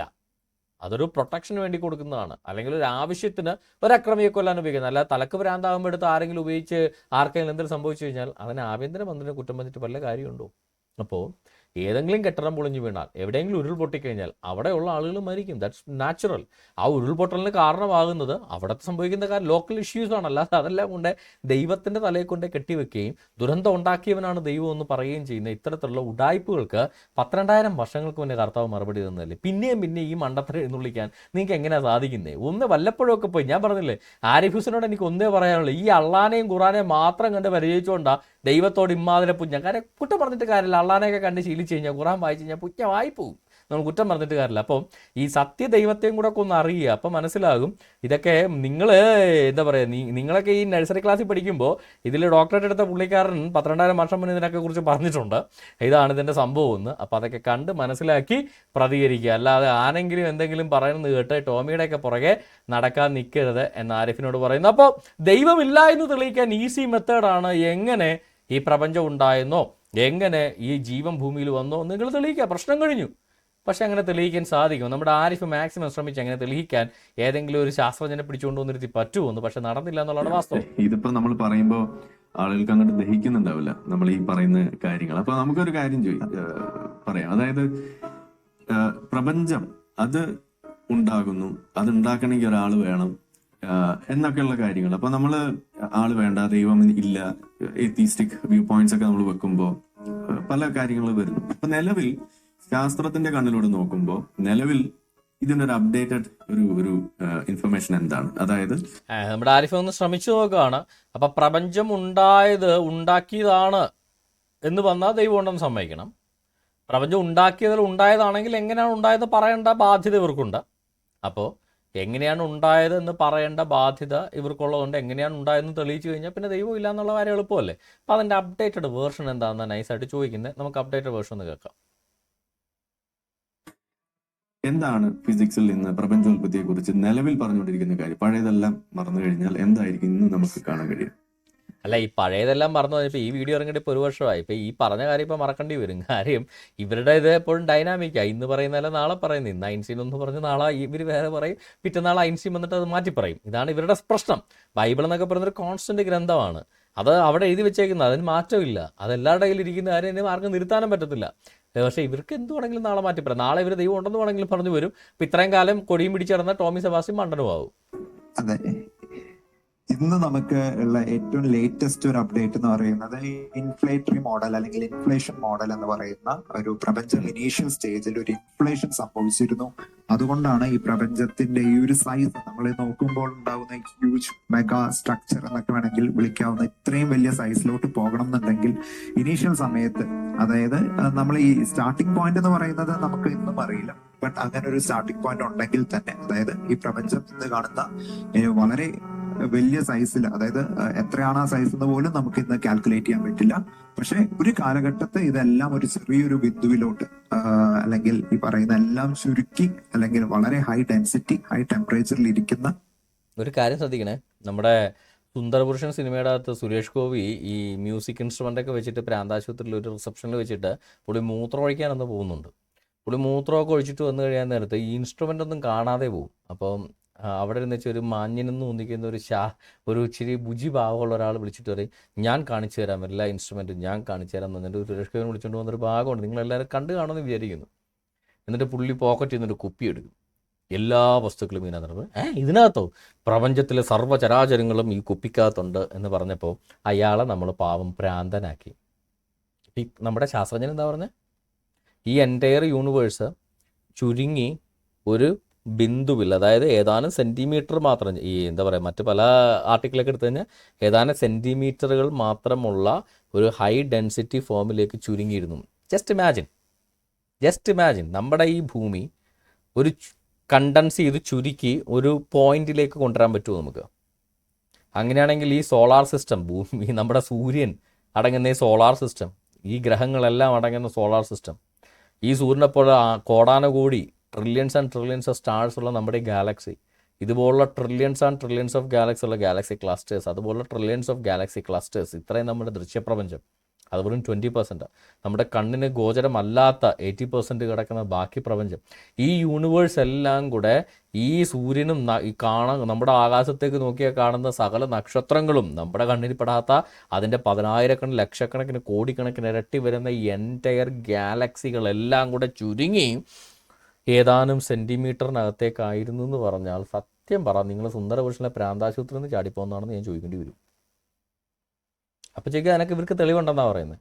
പക്ഷേ ജസ്റ്റ് ഇമാജിൻ, നിങ്ങൾക്ക് ഏതെങ്കിലും ഒരു ആർട്ടിക്കിളിനെ ഈ പറയുന്ന ഒരു പ്ലാനറ്റിനെ ചുരുക്കി ഒരു പോയിന്റിലേക്ക് കൊണ്ടുവരാൻ പറ്റുമോ? ഏതാനും സെൻറ്റിമീറ്ററാക്കി ഭൂമിയെ കംപ്രസ് ചെയ്ത് ചുരുക്കിയെടുക്കാൻ നിങ്ങൾക്ക് പറ്റുമോ? നിങ്ങൾ തന്നെ ചിന്തിച്ചു നോക്ക്. അങ്ങനെ പറ്റുന്നില്ലെങ്കിൽ, അല്ലെങ്കിൽ പറ്റുമെന്നുണ്ടെങ്കിൽ നിങ്ങളൊന്ന് ചിന്തിച്ചു നോക്കി, ഈ എൻറ്റയർ യൂണിവേഴ്സിനെ അങ്ങനെ ചുരുക്കി നിർത്തണമെങ്കിൽ, അത്രയും ഹൈ ഡെൻസിറ്റി ഒരു മാസ് അല്ലെങ്കിൽ ഒരു ഹൈ ഡെൻസിറ്റി ഒരു മാറ്റർ എവിടെയെങ്കിലും നിലനിൽക്കണമെങ്കിൽ, അത് നിലനിൽക്കാൻ അതിനൊരു സ്പേസ് വേണം. ആ സ്പേസ് എവിടെ നിന്നുണ്ടായി? ആ എംപ്റ്റിനെസ് എവിടെ നിന്നുണ്ടായി? ഈ സ്പേസ് ടൈം കണ്ടിന്യൂമാണ് ഈ ചുരുങ്ങി ഇത്രയും ഈ സകല പ്രപഞ്ചവും ചുരുങ്ങി ഒരു സെൻറ്റിമീറ്റർ ഇരിക്കുന്നതെന്ന് നിങ്ങൾ പറയുമ്പോൾ അതിനകത്ത് തന്നെ എത്രത്തോളം യുക്തിഭദ്രമാണ് ആ ചിന്ത എന്ന് നിങ്ങളൊന്ന് ആലോചിച്ച് നോക്കുക. ഓക്കെ, അത് ആലോചിച്ചിട്ട് തുടരുക. ഒരു മൊമെന്റ് ഉണ്ടായിരുന്നു. അതിനുശേഷം വളരെ വലിയ സൈസിൽ, അതായത് എത്രയാണ് ആ സൈസ് എന്ന് പോലും നമുക്ക് ഇന്ന് കാൽക്കുലേറ്റ് ചെയ്യാൻ പറ്റില്ല. പക്ഷെ ഒരു കാലഘട്ടത്തെ ഇതെല്ലാം ഒരു ചെറിയൊരു ബിന്ദുവിലോട്ട് അല്ലെങ്കിൽ ഈ പറയുന്ന എല്ലാം ചുരുക്കി അല്ലെങ്കിൽ വളരെ ഹൈ ഡെൻസിറ്റി ഹൈ ടെമ്പറേച്ചറിൽ ഇരിക്കുന്ന ഒരു മൊമെന്റ് ഉണ്ടായിരുന്നു. അതിനുശേഷം കുറച്ച് വളരെ ഫ്രാക്ഷൻ ഓഫ് എ സെക്കൻഡ് കഴിഞ്ഞതിന് ശേഷം സഡൻ ആയിട്ട് ഒരു എക്സ്പാൻഷൻ ഉണ്ടാവുകയും ഒരു ഇന്ന് നമ്മളുടെ കോൺസെപ്റ്റിലെ ഏറ്റവും വലിയ ഒരു അട്രാക്റ്റീവ് ഫോഴ്സ് ഉള്ളൊരു സാധനമാണ് ഇന്നത്തെ കോൺസെപ്റ്റിൽ ഒരു ബ്ലാക്ക് ഹോൾ എന്ന് പറയുന്നത്. അതായത് ഒരു സ്റ്റാർ, ഒരു നക്ഷത്രം, അത് ചുരുങ്ങി അതിൻ്റെ ഡെൻസിറ്റി എന്താ പറയുക ഹൈ ആയി, അതിൻ്റെ ഏരിയ കുറഞ്ഞ് അതിൻ്റെ ഡെൻസിറ്റി എക്സ്ട്രീം ഹൈ ആയി അത് മാറുമ്പോഴാണ് അതിൻ്റെ ബ്ലാക്ക് ഹോൾ ആകുന്നത്. അതിൻ്റെ എൻറ്റയർ തിങ് ചുരുങ്ങി ഒരു എന്താ പറയുക വളരെ കൺസ്ട്രിക്റ്റ് ആയിട്ട് വരുമ്പോഴാണ് അതിനെ ബ്ലാക്ക് ഹോൾ എന്ന് പറയുന്നത്. ഈ ബ്ലാക്ക് ഹോൾ എന്ന് പറയുന്നത് ഒരു എക്സ്ട്രീം ഗ്രാവിറ്റേഷണൽ പുള്ളുള്ള ഒരു സ്ഥലമാണ്, ഒരു എക്സ്ട്രീം ഗ്രാവിറ്റേഷണൽ അട്രാക്ഷൻ ഉള്ളൊരു സ്ഥലമാണ്. പ്രകാശം പോലും അതിനകത്ത് നിന്ന് എസ്കേപ്പ് ചെയ്യത്തില്ല. അതുകൊണ്ടാണ് ബ്ലാക്ക് ഹോൾ ബ്ലാക്ക് ആയിട്ടിരിക്കുന്നത്. ഈ ബ്ലാക്ക് ഹോൾ കാരണം എന്താ പറയുക, പ്രകാശം പോലും അതിനകത്ത് നിന്ന് എസ്കേപ്പ് ചെയ്യത്തില്ല. അതുകൊണ്ട് അത് കംപ്ലീറ്റ് കറുത്തില്ല. അതുകൊണ്ട് ഒരിക്കലും അതിനെ കാണാൻ പോലും പറ്റത്തില്ല. ഒരു സാധനം അതിനകത്ത് നിന്ന് രക്ഷപ്പെടും. നക്ഷത്രങ്ങളെ പോലും അതിന് വിഴുങ്ങാൻ സാധിക്കും. അത്രത്തോളം അട്രാക്റ്റിംഗ് ഫോഴ്സാണത്. അത് ഒരു നക്ഷത്രം, ഒരു ഗാലക്സി, ഇപ്പോൾ നമ്മുടെ സൂര്യൻ ഭൂമിയുടെ എത്ര മടങ്ങ് വലിപ്പമുള്ളതുകൊണ്ടാണ് ഭൂമി സൂര്യനെ കേന്ദ്രമാക്കി ഭൂമി ചുറ്റുന്നത് മറ്റ് ഗ്രഹങ്ങളും ഈ വ്യാഴമടക്കമുള്ള ഗ്രഹങ്ങളും ഈ പറയുന്ന ഈ സൂര്യനെ ബേസ് ചെയ്ത് മുന്നോട്ട് പോകുന്നത്. എക്സാക്ട് സൂര്യൻ നടുക്കെടുത്ത് ഇവരെല്ലാം കൂടെ സർക്കിൾ അടിക്കുന്നതല്ല പറയുന്നത്. പക്ഷേ സൂര്യനാണ് നമ്മുടെ ഗ്രാവിറ്റേഷണൽ ഇതിൻ്റെ മെജോറിറ്റി കോൺട്രിബ്യൂട്ട് ചെയ്യുന്നതും സൂര്യനാണ് ഈ ഗ്രഹങ്ങളെല്ലാം പുള്ളി ചെയ്തുകൊണ്ട് ഗലാക്ടിക് സെൻറ്ററിന് ചുറ്റും വലം വെക്കുന്നത്. ഈ സൂര്യനെ പോലുള്ള കോടയ്ക്കിടക്കിന് നക്ഷത്രങ്ങളെ ഗ്രാവിറ്റേഷണൽ പുള്ളിനകത്ത് നിർത്താണ് ഗലാക്ടിക് സെൻറ്ററിലെ ബ്ലാക്ക് ഹോൾ എന്ന് പറയുന്നത്. അപ്പോൾ ഒരു ബ്ലാക്ക് ഹോളിൻ്റെ അട്രാക്ഷൻ ഫോഴ്സ് അതാ. അങ്ങനെയുള്ള കോടാനുകോടി ബ്ലാക്ക് ഹോളിന് തത്തുല്യമായ മാറ്ററാണ് ഈ എൻറ്റയർ യൂണിവേഴ്സൽ. ഒരു നക്ഷത്രം ചുരുങ്ങി ഇച്ചിരി ഇച്ചിരി ഏരിയ കുറഞ്ഞ് ഒരു നക്ഷത്രം ചുരുങ്ങി ഇച്ചിരി കോൺസെൻട്രേറ്റ് ആകുമ്പോഴാണ് ഈ സിവിയർ അട്രാക്റ്റീവ് ഫോഴ്സ് ഒരു കുറച്ച് ഏരിയയിലേക്ക് ചുരുക്കപ്പെടുമ്പോഴാണ് ഈ ബ്ലാക്ക് ഹോൾ എന്ന് പറയുന്ന പ്രതിഭാസം ഉണ്ടാകുന്നത്. അപ്പോൾ ഈ എൻറ്റയർ യൂണിവേഴ്സ് അങ്ങനെ ചുരുങ്ങി അട്രാക്ട് ചെയ്തിരുന്നെങ്കിൽ അതിന് അത്രയും മാഗ്നിഫിസൻ്റ് ആയ അത്രയും ഹ്യൂജ് ആയ ഒരു അട്രാക്റ്റീവ് ഫോഴ്സിനെ മറികടന്നുകൊണ്ട് ഇതിനെ ഒന്ന് എക്സ്പാൻഡ് ചെയ്യിക്കണമെങ്കിൽ സംഭവം അങ്ങോട്ട് മൊത്തം ഒന്നും അങ്ങോട്ട് യേശുന്നില്ലല്ലോ എൻ്റെ പൊന്നു ഡോക്ടർമാരെ. ഞാൻ പറഞ്ഞ ഒരു പ്രകാശം പോലും രക്ഷപ്പെടാത്ത ഗ്രാവിറ്റേഷൻ പുള്ളുള്ള ഒരു ബ്ലാക്ക് ഹോൾ. അതുപോലത്തെ trillions and trillions and trillions and trillions of black ഹോളിനേക്കാൾ തത്തുല്യമായ അത്രയും മടങ്ങ് മാറ്റർ ഈ പറയുന്ന പുള്ളി പറഞ്ഞ പോലെ ഒരു ബിന്ദുവിൽ കേന്ദ്രീകരിച്ച അതിനെ മറികടന്ന് പിന്നെ ഒരു സാധനത്തിനും പുറത്തേക്കകത്തേക്ക് പോകാൻ പറ്റത്തില്ല. അത്രത്തോളം പുള്ളിങ് പവർ ആയിരിക്കും അത്. ആ സാധനത്തിൻ്റെ ആ ഒരു അട്രാക്റ്റീവ് ഫോഴ്സിനെ മറികടന്നുകൊണ്ട് തന്നെ റിപ്പല് ചെയ്യിക്കണമെങ്കിൽ അപ്പം വേറെ എന്തെങ്കിലും അവിടെ വരണ്ടേ സാറേ? അത്രയും ഞങ്ങളും ചോദിക്കുന്നുള്ളൂ. അപ്പം ഈ ഒരു നിങ്ങളുടെ ഈ സയൻറ്റിഫിക് എക്സ്പ്ലനേഷനകത്ത് പെടാത്ത there is something that has that capacity to repel this massive gravitational force. നിങ്ങളുടെ കോൺസെപ്റ്റിൽ പറഞ്ഞാൽ പോലും അത് ചുമ്മാ തട്ടിത്തെറിപ്പിച്ച് കളയല്ല.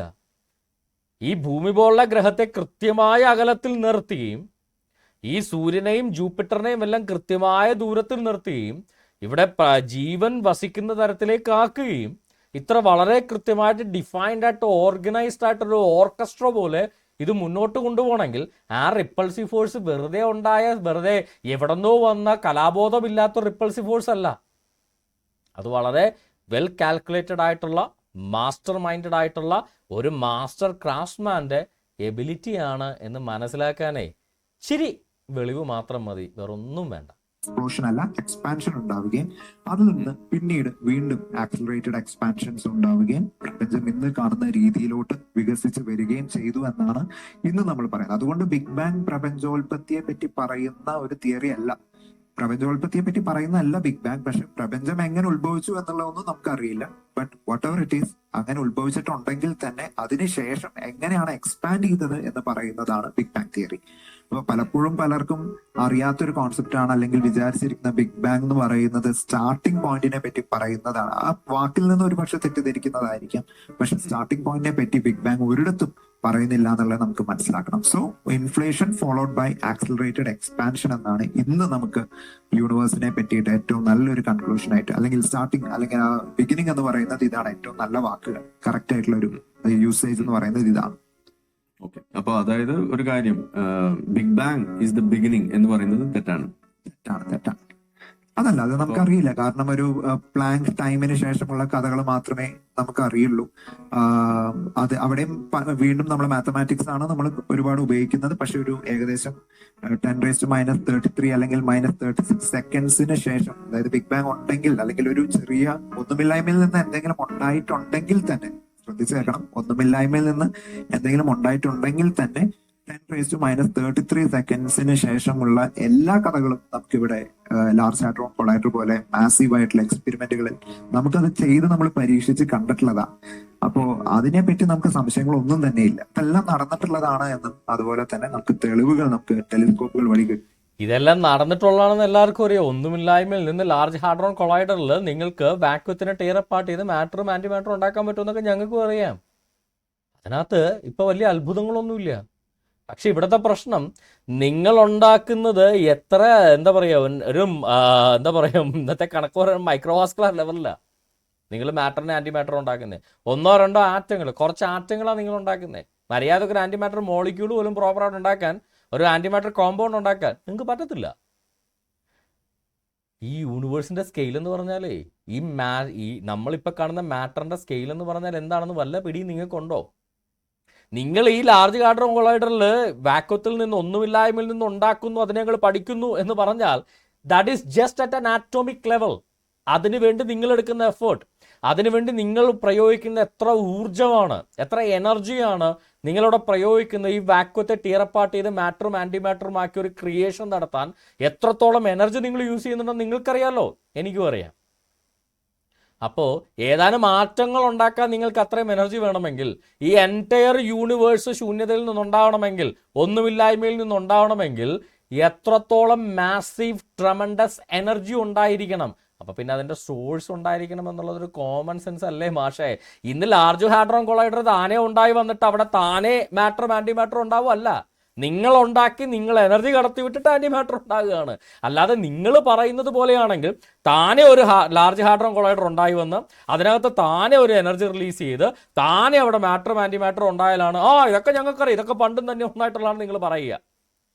നിങ്ങൾ ഇന്നൊരു സയൻറ്റിഫിക് എക്സ്പെരിമെൻറ്റിന് വേണ്ടി ഒരു എക്യുപ്മെൻറ്റ് ഉണ്ടാക്കുന്നു, അതിനകത്ത് നിങ്ങളൊരു എനർജി കടത്തി വിടുന്നു, അവിടെ മാറ്ററും ആൻറ്റി മാറ്ററും ആയിട്ട് നിങ്ങൾ വാക്യൂത്തെ ടീറപ്പാർട്ട് ചെയ്യുന്നു. So there is A master craftsman behind it.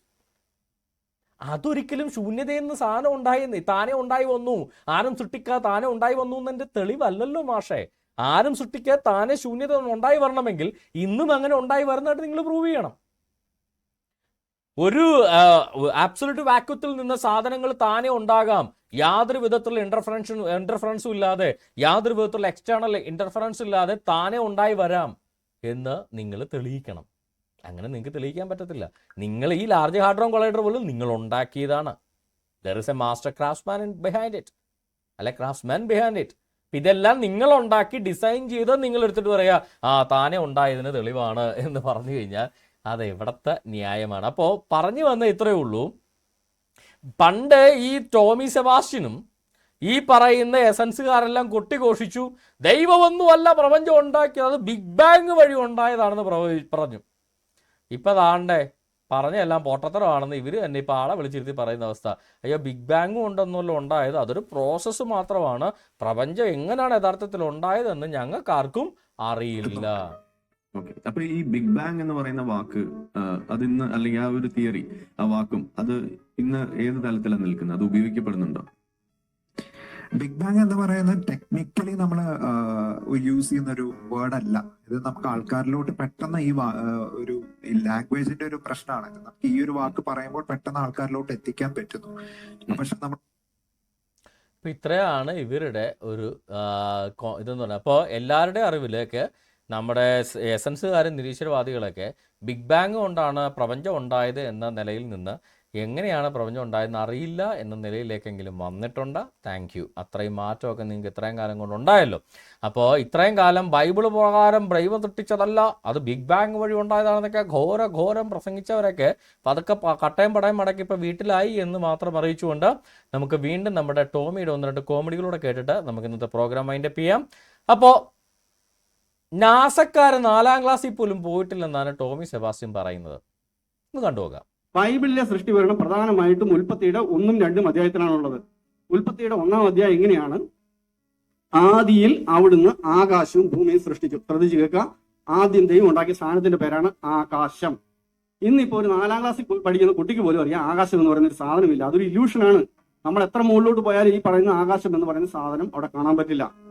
ഇത് ബൈബിളിൽ എഴുതിയിരിക്കുന്നവർക്കോ ദൈവത്തിനോ ഇത് അറിയില്ലാത്തതുകൊണ്ടാണ് അങ്ങനെ എഴുതി വെച്ചിരിക്കുന്നത്. അല്ലെങ്കിൽ എന്റെ പ്രിയ സ്നേഹിതൻ പറയണത് എന്തുകൊണ്ടാണ് ഈ ആകാശം ഉണ്ടാക്കി വെച്ചിരിക്കുന്നതെന്ന് അദ്ദേഹം പറയും എന്ന് ഞാൻ. അപ്പൊ പുള്ളി പറയുന്നത് ബൈബിളിൽ ആകാശങ്ങൾ സൃഷ്ടിച്ചു എന്ന് പറയുന്നത് ശുദ്ധ മണ്ടത്തരാണ്. ആകാശം എന്ന് പറയുന്ന ഒരു ഇല്യൂഷനാണ്, അങ്ങനെ ഒരു സാധനമില്ല. അതുകൊണ്ട് തന്നെ ആകാശം ഉണ്ടെന്ന് പറഞ്ഞാലോ ആകാശം ഉണ്ടാക്കി എന്ന് പറഞ്ഞാലോ ഇതൊക്കെ ഫുള്ള് മണ്ടത്തരമാണ്. 4ാം ക്ലാസ്സിൽ പഠിക്കുന്ന കുട്ടികൾക്ക് പോലും അതിനൊക്കെ കാര്യങ്ങൾ അറിയാം എന്നാണ് അദ്ദേഹം പറയുന്നത്. ടോമിയുടെ വീഡിയോ നമ്പർ 2 ആണ് നമ്മൾ എടുക്കുന്നത്. അതിനകത്തെ തുടക്കം തന്നെ പറഞ്ഞ മണ്ടത്തരം നമ്പർ 1 നമ്മൾ എടുക്കുകയാണ്. എൻ്റെ പൊന്നു ടോമിയെ, അപ്പോൾ ഈ ടോമിയുടെ കാര്യം 4ാം ക്ലാസ് വരെ പോലും നാസയിലെ സയൻറ്റിസ്റ്റുകൾ പഠിച്ചിട്ടില്ലേ? നാസയുടെ വെബ്സൈറ്റിൽ കഴിഞ്ഞിടയ്ക്ക് ഒരു ഹബിൾസ് നൈറ്റ് സ്കൈ ചലഞ്ച് കാണുന്നായിരുന്നു. Night sky challenge, Hubble's night sky challenge, രാത്രി ആകാശത്തെ വീക്ഷിക്കാൻ വേണ്ടി ഒരു രാത്രി ആകാശത്തെ വീക്ഷിക്കുന്ന ഒരു ചലഞ്ച് നടത്തിയിരുന്നു. അല്ല, ഈ ആകാശം ഒരു ഹൈപ്പോത്തറ്റിക്കൽ കോൺസെപ്റ്റാണ്, അങ്ങനെയൊന്നും പറയാൻ പാടില്ല, അങ്ങനെയൊന്നും എഴുതാൻ പാടില്ല. ഈ ഇല്ലാത്ത ഇല്യൂഷന് വേണ്ടി ചലഞ്ച് നടത്താൻ നാസക്ക് തലക്ക് ഭ്രാന്താണോ ടോമി? ടോമി പറയുന്ന ആകാശം എന്നൊരു പദം ഉപയോഗിക്കാൻ പാടില്ല, ദാറ്റ് ഈസ് ആൻ ഇല്യൂഷൻ. അപ്പൊ ഇല്യൂഷൻ, ഈ വെറും ഇല്യൂഷനായ രാത്രി ആകാശത്തേക്ക് കണ്ണുനട്ടിരിക്കാൻ ഈ നാസക്ക് പ്രാന്താണോ എന്നാണ് ഞാൻ ചോദിക്കുന്നത്. അതോ നാസ 4ാം ക്ലാസ്സിൽ പോകാത്ത കുട്ടിയുടെ അത്രയും പോലും നിലവാരമില്ല? അപ്പൊ പിന്നെ ടോമിക്കൊക്കെ നാസയുടെ ഹെഡാകാമല്ലോ, ടോമി 5ാം ക്ലാസ്സിലെങ്കിലും പോയിട്ടുണ്ടാവണമല്ലോ. ഇതൊക്കെ കേട്ടിട്ട് ചിരിച്ചോണ്ടിരിക്കാൻ ഈ നാസയുടെ നാട്ടിൽ നിന്ന് തന്നെ കുറെ മലയാളി സായിപ്പന്മാരും വന്നിരിക്കും. എന്നിട്ട് ഇതൊക്കെ കേട്ടിട്ട് ബെസ്റ്റ് ടോമി, ബെസ്റ്റ്, ഫാന്റാസ്റ്റിക്, ഇത്രയും അറിവുള്ള വ്യക്തിയെ ഞാൻ കണ്ടിട്ടില്ല. എൻ്റെ പൊന്ന് നിരീശ്വരവാദികളെ, നിങ്ങളെ പല്ലിശാസ്ത്രം പറഞ്ഞ് കോയകളെ പറ്റിക്കുന്ന ടോമി അതേ പല്ലിശാസ്ത്രം തന്നെയാണ് നിങ്ങളുടെ മുന്നിലും പറഞ്ഞെടുക്കുന്നത്. നിങ്ങൾ കോയകളെക്കാൾ മണ്ടന്മാരാണ്, അത് കേട്ടുകൊണ്ട് ഇപ്പോഴും ഇരുന്ന് ഇളിക്കുകയും ചെയ്യും. എൻ്റെ അത്ഭുതമേ, ഇത്രയും മണ്ടത്തരങ്ങളൊക്കെ വിളിച്ചു പറഞ്ഞ സ്കൈ എന്ന് പറയുന്ന വെറും ഒരു ഇല്യൂഷനാണ്, അങ്ങനെ ഒരു സംഭവമില്ല, അങ്ങനെ ഒന്നും ഉപയോഗിക്കാൻ പാടില്ല, അങ്ങനെ ഉണ്ടെന്ന് പറയുന്നതെല്ലാം മണ്ടത്തരമാണ്, ബൈബിളിൽ ആകാശത്തെ ഉണ്ടാക്കിയെന്ന് പറഞ്ഞ് ശുദ്ധ മണ്ടത്തരമാണ് എന്ന് ടോമി ഘോരം പ്രസംഗിക്കുമ്പോൾ നമ്മുടെ നാസ അടക്കം സ്കൈ ചലഞ്ച് നടത്തുക, രാത്രി ആകാശത്തെ വീക്ഷിക്കാൻ വേണ്ടി ചലഞ്ച് നടത്തുക. ഇതൊക്കെ കേട്ടാലും മിണ്ടാതിരുന്ന് കൈയടിക്കുന്ന പല്ലിശാസ്ത്രം കേട്ടുകൊണ്ടിരിക്കുന്ന കുറേ മണ്ടന്മാരും. സത്യം പറഞ്ഞു കഴിഞ്ഞാൽ എന്താ പറയുക, നമുക്ക് സങ്കടം തോന്നിപ്പോവും. നിരീശ്വരവാദികൾ എന്നൊക്കെ പറഞ്ഞ് നമ്മളൊക്കെ വിചാരിക്കും ഇച്ചിരി എന്താ പറയുക, ഒരു സംസാരിക്കാനും ഒരു കാര്യങ്ങളൊക്കെ ഇച്ചിരിയൊക്കെ യുക്തിപത്രമായിട്ടൊക്കെ സമീപിക്കുമോ എന്നൊക്കെ നമുക്ക് തോന്നിപ്പോവും. പക്ഷെ പല്ലിശാസ്ത്രമാണ്, വെറും പല്ലിശാസ്ത്രം. ഇനി ഇതിനകത്ത് ഏറ്റവും വലിയ രസമതല്ല, ഈ പല സയന്റിഫിക് ആർട്ടിക്കിളിൽ പോലും ഉപയോഗിക്കുന്ന ടെർമിനോളജിയാണ് ഈ സ്കൈ എന്ന് പറയുന്നത്. നല്ലൊരു റിസർച്ച് ആർട്ടിക്കിൾ ഉണ്ട്, ഒരു ലിറ്ററേച്ചർ റിവ്യൂ ആണ്, astro nuclear physics, a tale of the atomic nuclear in the skies. ആകാശങ്ങളിലെ അറ്റോമിക് ന്യൂക്ലിയസുകളുടെ കഥ എന്ന് പറഞ്ഞുകൊണ്ടൊരു നല്ലൊരു ലിറ്ററേച്ചർ റിവ്യൂ നമ്മുടെ ഏതാർട്ടിക്കിൾ ഇതിനകത്ത് എൽസെവിയർ പബ്ലിഷ് ചെയ്തിരിക്കുന്നതാണ്. അപ്പോൾ ആകാശങ്ങളിലെ അറ്റോമിക് ന്യൂക്ലിയകളെ കുറിച്ച് സയന്റിഫിക് പേപ്പറുകൾ പോലും പെയർ റിവ്യൂഡ് ജേർണൽസിനകത്ത് പബ്ലിഷ് ആവുന്നു. വെറും ഇല്യൂഷനാണ്. അപ്പം ഇല്യൂഷനായ ആകാശത്ത് പിന്നെ ഈ അറ്റോമിക് ന്യൂക്ലിയസ് ഉണ്ടെന്ന് പറയുന്നത് അതിലും വലിയ ഇല്യൂഷനാണല്ലോ. ആകാശമേ ഇല്യൂഷനാണെങ്കിൽ ആകാശത്ത് അറ്റോമിക് ന്യൂക്ലിയസ് ഉണ്ടെന്ന് പറയുന്നത് അതിലും വലിയ ഇല്യൂഷനാണല്ലോ. പക്ഷേ ഇതിനകത്ത് രസം എന്താണെന്നറിയോ, ആകാശം ഉണ്ടെന്ന് പറയുന്നവന്മാരൊന്നും 4ാം ക്ലാസ് വരെ പോലും പഠിച്ചിട്ടില്ല, അത്രയും പോലും വിവരമില്ലെന്നാണ് നമ്മൾ ടോം ഇവിടെ പറഞ്ഞു വെക്കുന്നത്. ദാണ്ടടാ, നമ്മുടെ രവീന്ദ്രൻ പോലും 4ാം ക്ലാസ്സിൽ പോയിട്ടില്ലെന്ന്. അപ്പം രവീന്ദ്രൻ്റെ MA ഒക്കെ 4ാം ക്ലാസ്സിൽ പോകത്ര കൂടി കിട്ടുന്ന ഡിഗ്രിയാണോ? ബൈബിളിലെ സൃഷ്ടി വിവരണം പ്രധാനമായിട്ടും ഉൽപ്പത്തിയുടെ 1ഉം 2ഉം അധ്യായത്തിലാണുള്ളത്. ഉൽപ്പത്തിയുടെ 1ാം അധ്യായം ഇങ്ങനെയാണ്: ആദിയിൽ അവിടുന്ന് ആകാശവും ഭൂമിയും സൃഷ്ടിച്ചു. ശ്രദ്ധിച്ചു കേൾക്കുക, ആദ്യം ദൈവം ഉണ്ടാക്കിയ സാധനത്തിന്റെ പേരാണ് ആകാശം. ഇന്നിപ്പോ ഒരു 4ാം ക്ലാസ്സിൽ പഠിക്കുന്ന കുട്ടിക്ക് പോലും അറിയാം ആകാശം എന്ന് പറയുന്ന ഒരു സാധനമില്ല, അതൊരു ഇല്യൂഷനാണ്. 4ാം ക്ലാസ്സിൽ പഠിക്കുന്ന കുട്ടിക്ക് പോലും അറിയാം ആകാശം എന്നൊരു സാധനമില്ല, അത് വെറും ഇല്യൂഷനാണ്. പക്ഷെ ഇവരുടെ ആശാൻ രവിചന്ദ്രൻ ഇവരുടെ എസൻസിന്റെ വെബ്സൈറ്റിൽ, എസൻസ് ഗ്ലോബലിന്റെ വെബ്സൈറ്റിൽ ബലൂൺ റൈഡ് ടു സ്പേസ് എന്ന് പറഞ്ഞൊരു ആർട്ടിക്കിൾ എഴുതിയിട്ടുണ്ട്. ബലൂണിലെ സ്പേസ് യാത്ര എന്ന് പറഞ്ഞൊരു ആർട്ടിക്കിൾ എഴുതിയേക്കാണ്. ആ ആർട്ടിക്കിളിനകത്ത് രവീന്ദ്രൻ പറഞ്ഞിരിക്കുന്ന കാര്യങ്ങൾ ഞാൻ വായിക്കാം. ഒരു 30-35 കിലോമീറ്റർ ഉയരത്തിലേക്കുള്ള യാത്രയെ എന്തുകൊണ്ടാണ് ബലൂണിലെ സ്പേസ് യാത്ര എന്നൊക്കെ വിശേഷിപ്പിക്കുന്നു? ആ ഉയരത്തിലെത്തുമ്പോൾ ആകാശം കറുത്തിരണ്ട അവസ്ഥയിലായിരിക്കും. ഭൂമിയുടെ വക്രതയും ധ്രുവങ്ങളുമൊക്കെ തിരിച്ചറിയാനാകും. അതുകൊണ്ട് നട്ടുച്ചക്ക് പോലും നക്ഷത്രങ്ങളെ തിളക്കത്തോടെ കാണാനാവും. അതുകൊണ്ടാണ് 30-35 കിലോമീറ്റർ പോകുമ്പോൾ നമുക്ക് അതിനെ ബഹിരാകാശ യാത്ര എന്നൊക്കെ വിളിക്കുന്നത്, സ്പേസ് യാത്ര എന്നൊക്കെ വിളിക്കുന്ന കാര്യം. ആ ഉയരത്തിലെത്തുമ്പോൾ ആകാശം കറുത്തിരണ്ട അവസ്ഥയിലായിരിക്കും എന്ന്. എൻ്റെ പൊന്ന് ടോമി, കൂടെ ഇത്രയും ഡിഗ്രി വെച്ചുകൊണ്ടിരിക്കുന്ന അസിസ്റ്റന്റ് പ്രൊഫസർ രവീന്ദ്രൻ 4ാം ക്ലാസ്സിൽ പോലും പോയിട്ടില്ലെന്നുള്ളത് ടോമിയുടെ കണ്ടുപിടുത്തം ഭയങ്കര മനോഹരമായി പോയിട്ടോ. കാര്യം വെറും ഇല്യൂഷനായ ആകാശത്തിലേക്ക്, ഇല്ലാത്തൊരു ആകാശം, മജീഷ്യന്റെ ഇല്യൂഷൻ പോലെ, മായക്കാഴ്ച പോലെ ഇല്ലാത്ത ആകാശത്ത് കറുത്തിരിണ്ടിരിക്കുന്നു എന്ന് പറഞ്ഞ നമ്മുടെ രവീന്ദ്ര മാഷ് ഇപ്പോൾ ആരായി? 1ാം നമ്പർ പൊട്ടനായി. ഇതിനകത്ത് ഏറ്റവും വലിയ രസം എന്താണെന്നറിയാം, ഈ രവീന്ദ്രനെ 4ാം ക്ലാസ്സിൽ പോലും പോകാത്ത പൊട്ടനെന്നാണ് ഈ ടോമി വിളിച്ചെന്നുള്ള ആരും രവീന്ദ്രന് പോലും മനസ്സിലാവേല. ഞാൻ പറഞ്ഞില്ലേ, പല്ലിശാസ്ത്രം. ഈ പറയുന്ന പല്ലിശാസ്ത്രക്കാരനെ ടോമി നന്നായിട്ട് എന്താ പറയുക പറ്റിച്ച് വിട്ടിരിക്കുന്ന എന്നുള്ള കാര്യം ആ ഉസ്താദിന് അറിയില്ല. ഇതുപോലെയാണ് രവീന്ദ്രൻ്റെ അവസ്ഥ. ഞാൻ പറഞ്ഞില്ലേ, ടോമി ഈസ് എ ജീനിയസ് എന്ന് ഞാൻ പറഞ്ഞു. ടോമി പൊട്ടറാന്ന് ഞാൻ പറയത്തില്ല. മണ്ടത്തരം പറഞ്ഞ് നിരീശ്വരവാദികളെ പറ്റിക്കുന്ന അതേ മണ്ടത്തരം പോസ്റ്റാക്കി എഴുതി വിട്ട് ഈ കോയകളെ പറ്റിക്കുന്ന ഒരു നല്ലൊരു ജീനിയസ് ആണ്, ഒരു സൈക്കോ ജീനിയസ് ആണ് ടോമി എന്ന് പറയേണ്ടി വരും. കാര്യം കൂടെ ഇരിക്കണ രവീന്ദ്രനെ വരെ 4ാം ക്ലാസ്സിൽ പഠിക്കാത്ത പൊട്ട എന്ന് വിളിക്കണമെങ്കിൽ, അത് കേട്ടിട്ട് അതേ രവീന്ദ്രനെ കൊണ്ട് കൈയടിപ്പിക്കണമെങ്കിൽ ഇവൻ വെറും ചില്ലറക്കാരനല്ല, അതങ്ങ് ഡൽഹിയിലായിരിക്കും പിടി എന്ന് നമ്മൾ പറയേണ്ടി വരും. അപ്പോൾ രവീന്ദ്ര ഡിഗ്രികളൊക്കെ തിരിച്ചു കൊടുത്ത എന്താ പറയുക, മോഡിജിയുടെ സർട്ടിഫിക്കറ്റ് അന്വേഷിക്കുന്ന പോലെ എല്ലാവരും രവീന്ദ്രനെ ഡിഗ്രി നോട്ടറൈസ് ചെയ്ത് വാങ്ങിച്ച് വെക്കേണ്ടി വരും മിക്കവാറും. കാര്യം കൂടെ ഇരിക്കണ എന്താ പറയുക, കൂടെ കിടക്കണവനല്ലേ രാപ്പനി അറിയും എന്ന് പറയുന്ന പോലെ കൂടെ ഇരിക്കുന്ന ടോമി വാദിക്കുന്ന രവീന്ദ്രന് 4ാം ക്ലാസ്സേ വിദ്യാഭ്യാസം ഉള്ളൂ. കാര്യം രവീന്ദ്രന് ആകാശം ഉണ്ടെന്ന് പറയുന്നു, 4ാം ക്ലാസ് പോലും പഠിക്കാത്തവരെ ആകാശം ഉണ്ടെന്ന് പറയൂ എന്നാണ് നമ്മുടെ ടോമി സാറിന്റെ കണ്ടുപിടുത്തം. ഓക്കെ, നമുക്ക് പറയുന്നത് എന്തുകൊണ്ടാണ് ഈ ആകാശം ഉണ്ടാക്കി വെച്ചിരിക്കുന്നതെന്ന് അദ്ദേഹം പറയും എന്ന് ഞാൻ കരുതുന്നു. ഭൂമി രൂപരഹിതവും ശൂന്യവുമായിരുന്നു. ഏതെങ്കിലും ഒരു വസ്തു ആയിക്കോട്ടെ, ചക്കയോ മാങ്ങയോ തേങ്ങയോ ഉണ്ടെങ്കിൽ അതിനൊരു രൂപം ഉണ്ടാകും. ഇവിടെ ഭൂമി ഉണ്ട്, പക്ഷെ ഭൂമിക്ക് യാതൊരു രൂപവുമില്ല. രൂപമില്ലാത്ത ഭൂമിയുടെ ആ രൂപം ഏത് രൂപത്തിലായിരിക്കും എനിക്കൊരു രൂപം കിട്ടുന്നില്ല. അദ്ദേഹത്തിന് വല്ല രൂപം ഉണ്ടെങ്കിൽ അദ്ദേഹം അത് ഇവിടെ പറയും എന്ന് ഞാൻ പ്രതീക്ഷിക്കുകയാണ്. സത്യം പറഞ്ഞ് ഇത് കേട്ടിട്ട് നിങ്ങളുടെ തലയിടാത്തിരിക്കുന്നത് എന്താണെന്നാണ് എനിക്കൊരു രൂപം കിട്ടാത്തത്. എൻ്റെ പൊന്നു സഹോദര, നിങ്ങളുടെ വിചാരം കേട്ടവർക്ക് മലയാളത്തിൽ ആരാണ്ട് എഴുതി വെച്ചൊരു പുസ്തകമാണ് ഈ ബൈബിളെന്ന്. അല്ലേ അല്ല, ഇതൊരു ഹീബ്രു ഭാഷയിലൊരു പുസ്തകമാണ്. ഹീബ്രുവിലെ ഒരു പ്രയോഗമാണ് തോഹു വാ ബോഹു എന്ന് പറയുന്നത്. ഹീബ്രു ഭാഷയിലെ ഒരു യൂസേജ് ആണ് തോഹു വാ ബോഹു. ഈ തോഹു എന്ന് പറഞ്ഞാലും ബോഹു എന്ന് പറഞ്ഞാലും രണ്ട് വാക്കിൻ്റെയും അർത്ഥം എന്ന് പറഞ്ഞു കഴിഞ്ഞാൽ എംറ്റിനെസ്സിനെ കാണിക്കുന്നതാണ്. അതായത് ഒന്നുമില്ലാതിരിക്കുന്ന അവസ്ഥയെ കാണിക്കുന്നതാണ്. ഇപ്പോൾ ഒരു ഡെസേർട്ടിനെ നോക്കി കഴിഞ്ഞാൽ തോഹു എന്നും പറയാം, ബോഹു എന്നും പറയാം. അപ്പോൾ ഇത് രണ്ടും കൂടെ യൂസ് ചെയ്തൊരു പ്രയോഗമായിട്ട്, ഒരു ഫ്രേസ് ആയിട്ട് പറയുന്നത് അതിൻ്റെ എംറ്റിനെസ്സിൻ്റെ എത്രത്തോളം ഡീപ്പാണ് എംറ്റിനെസ്, അല്ലെങ്കിൽ എത്രത്തോളം എംറ്റി ആണത്, എത്രത്തോളം ശൂന്യമാണ് ഭൂമി, ഒന്നുമില്ലാതെ കിടക്കുന്നു എന്ന് കാണിക്കുന്നതിന് വേണ്ടി. അത് പാഴും ശൂന്യവും എന്ന് ബൈബിളിൽ തർജ്ജമ ചെയ്യുന്നതുകൊണ്ട്. അതുകൊണ്ടാണ് സത്യവേദ പുസ്തകത്തിനകത്ത് കുറെ കൂടെ ലിംഗ്വിസ്റ്റിക് ആയിട്ട് ആക്യുറേറ്റ് ആയിട്ട് തർജ്ജമ വന്നിരിക്കുന്നത് ഭൂമി പാഴും ശൂന്യവുമായിരുന്നു. അത് പാഴായി കിടന്നിരുന്നു, അതായത് ഒന്നിനും യൂസ് ആകുന്നില്ല, അത് ശൂന്യമായി കിടന്നിരുന്നു. അതാണ് തോഹു വാ ബോഹു എന്ന് പറയുന്ന പ്രയോഗത്തിൻ്റെ മീനിങ്. ഈ തോഹു എന്ന് പറയുന്ന പദത്തിൻ്റെ മീനിങ് എന്ന് പറഞ്ഞാൽ formless, emptiness, confusion, chaos, nothingness, desolation. ഒരു ഡെസർട്ടിന് വേണമെങ്കിലും ചൂണ്ടിക്കാണിച്ച് പറയാം, അത് തോഹു ആണെന്ന് പറയാം. ബോഹു എന്ന് പറഞ്ഞാൽ എംറ്റിനെസ്, വോയിഡ്, വേസ്റ്റായി കിടക്കുന്നു എന്നൊക്കെയാണ് ബോഹു എന്ന പദത്തിൻ്റെ അർത്ഥം. ഹീബ്രുവിൽ പലപ്പോഴും ഒരു കാര്യം എത്രത്തോളം സിവിയർ ആണ് എന്ന് കാണിക്കുന്നതിന് അതേ പദം തന്നെ ആവർത്തിച്ച് പറയുകയോ അല്ലെങ്കിൽ അതേ അർത്ഥം വരുന്ന മറ്റൊരു പദം കൂടെ ചേർത്ത് അതിനെ എംഫസൈസ് ചെയ്ത് പറയുകയോ ചെയ്യുന്ന ഒരു ലിംഗ്വിസ്റ്റിക് രീതിയുണ്ട്. അത് ഹീബ്രുവിൻ്റെ പൊതുവെയുള്ള ലിംഗ്വിസ്റ്റിക് രീതിയാണ്. അത് പലപ്പോഴും സങ്കീർത്തനങ്ങളിൽ നമുക്ക് കാണാൻ സാധിക്കും. പലപ്പോഴും ആവർത്തിച്ച് റിപ്പിറ്റേഷൻ കാണാൻ സാധിക്കും. അത് ഒരു കാര്യം പറഞ്ഞ് അതേ കാര്യം തന്നെ റീഫ്രൈസ് ചെയ്ത് വീണ്ടും പറയാൻ നമുക്ക് കാണാൻ സാധിക്കും.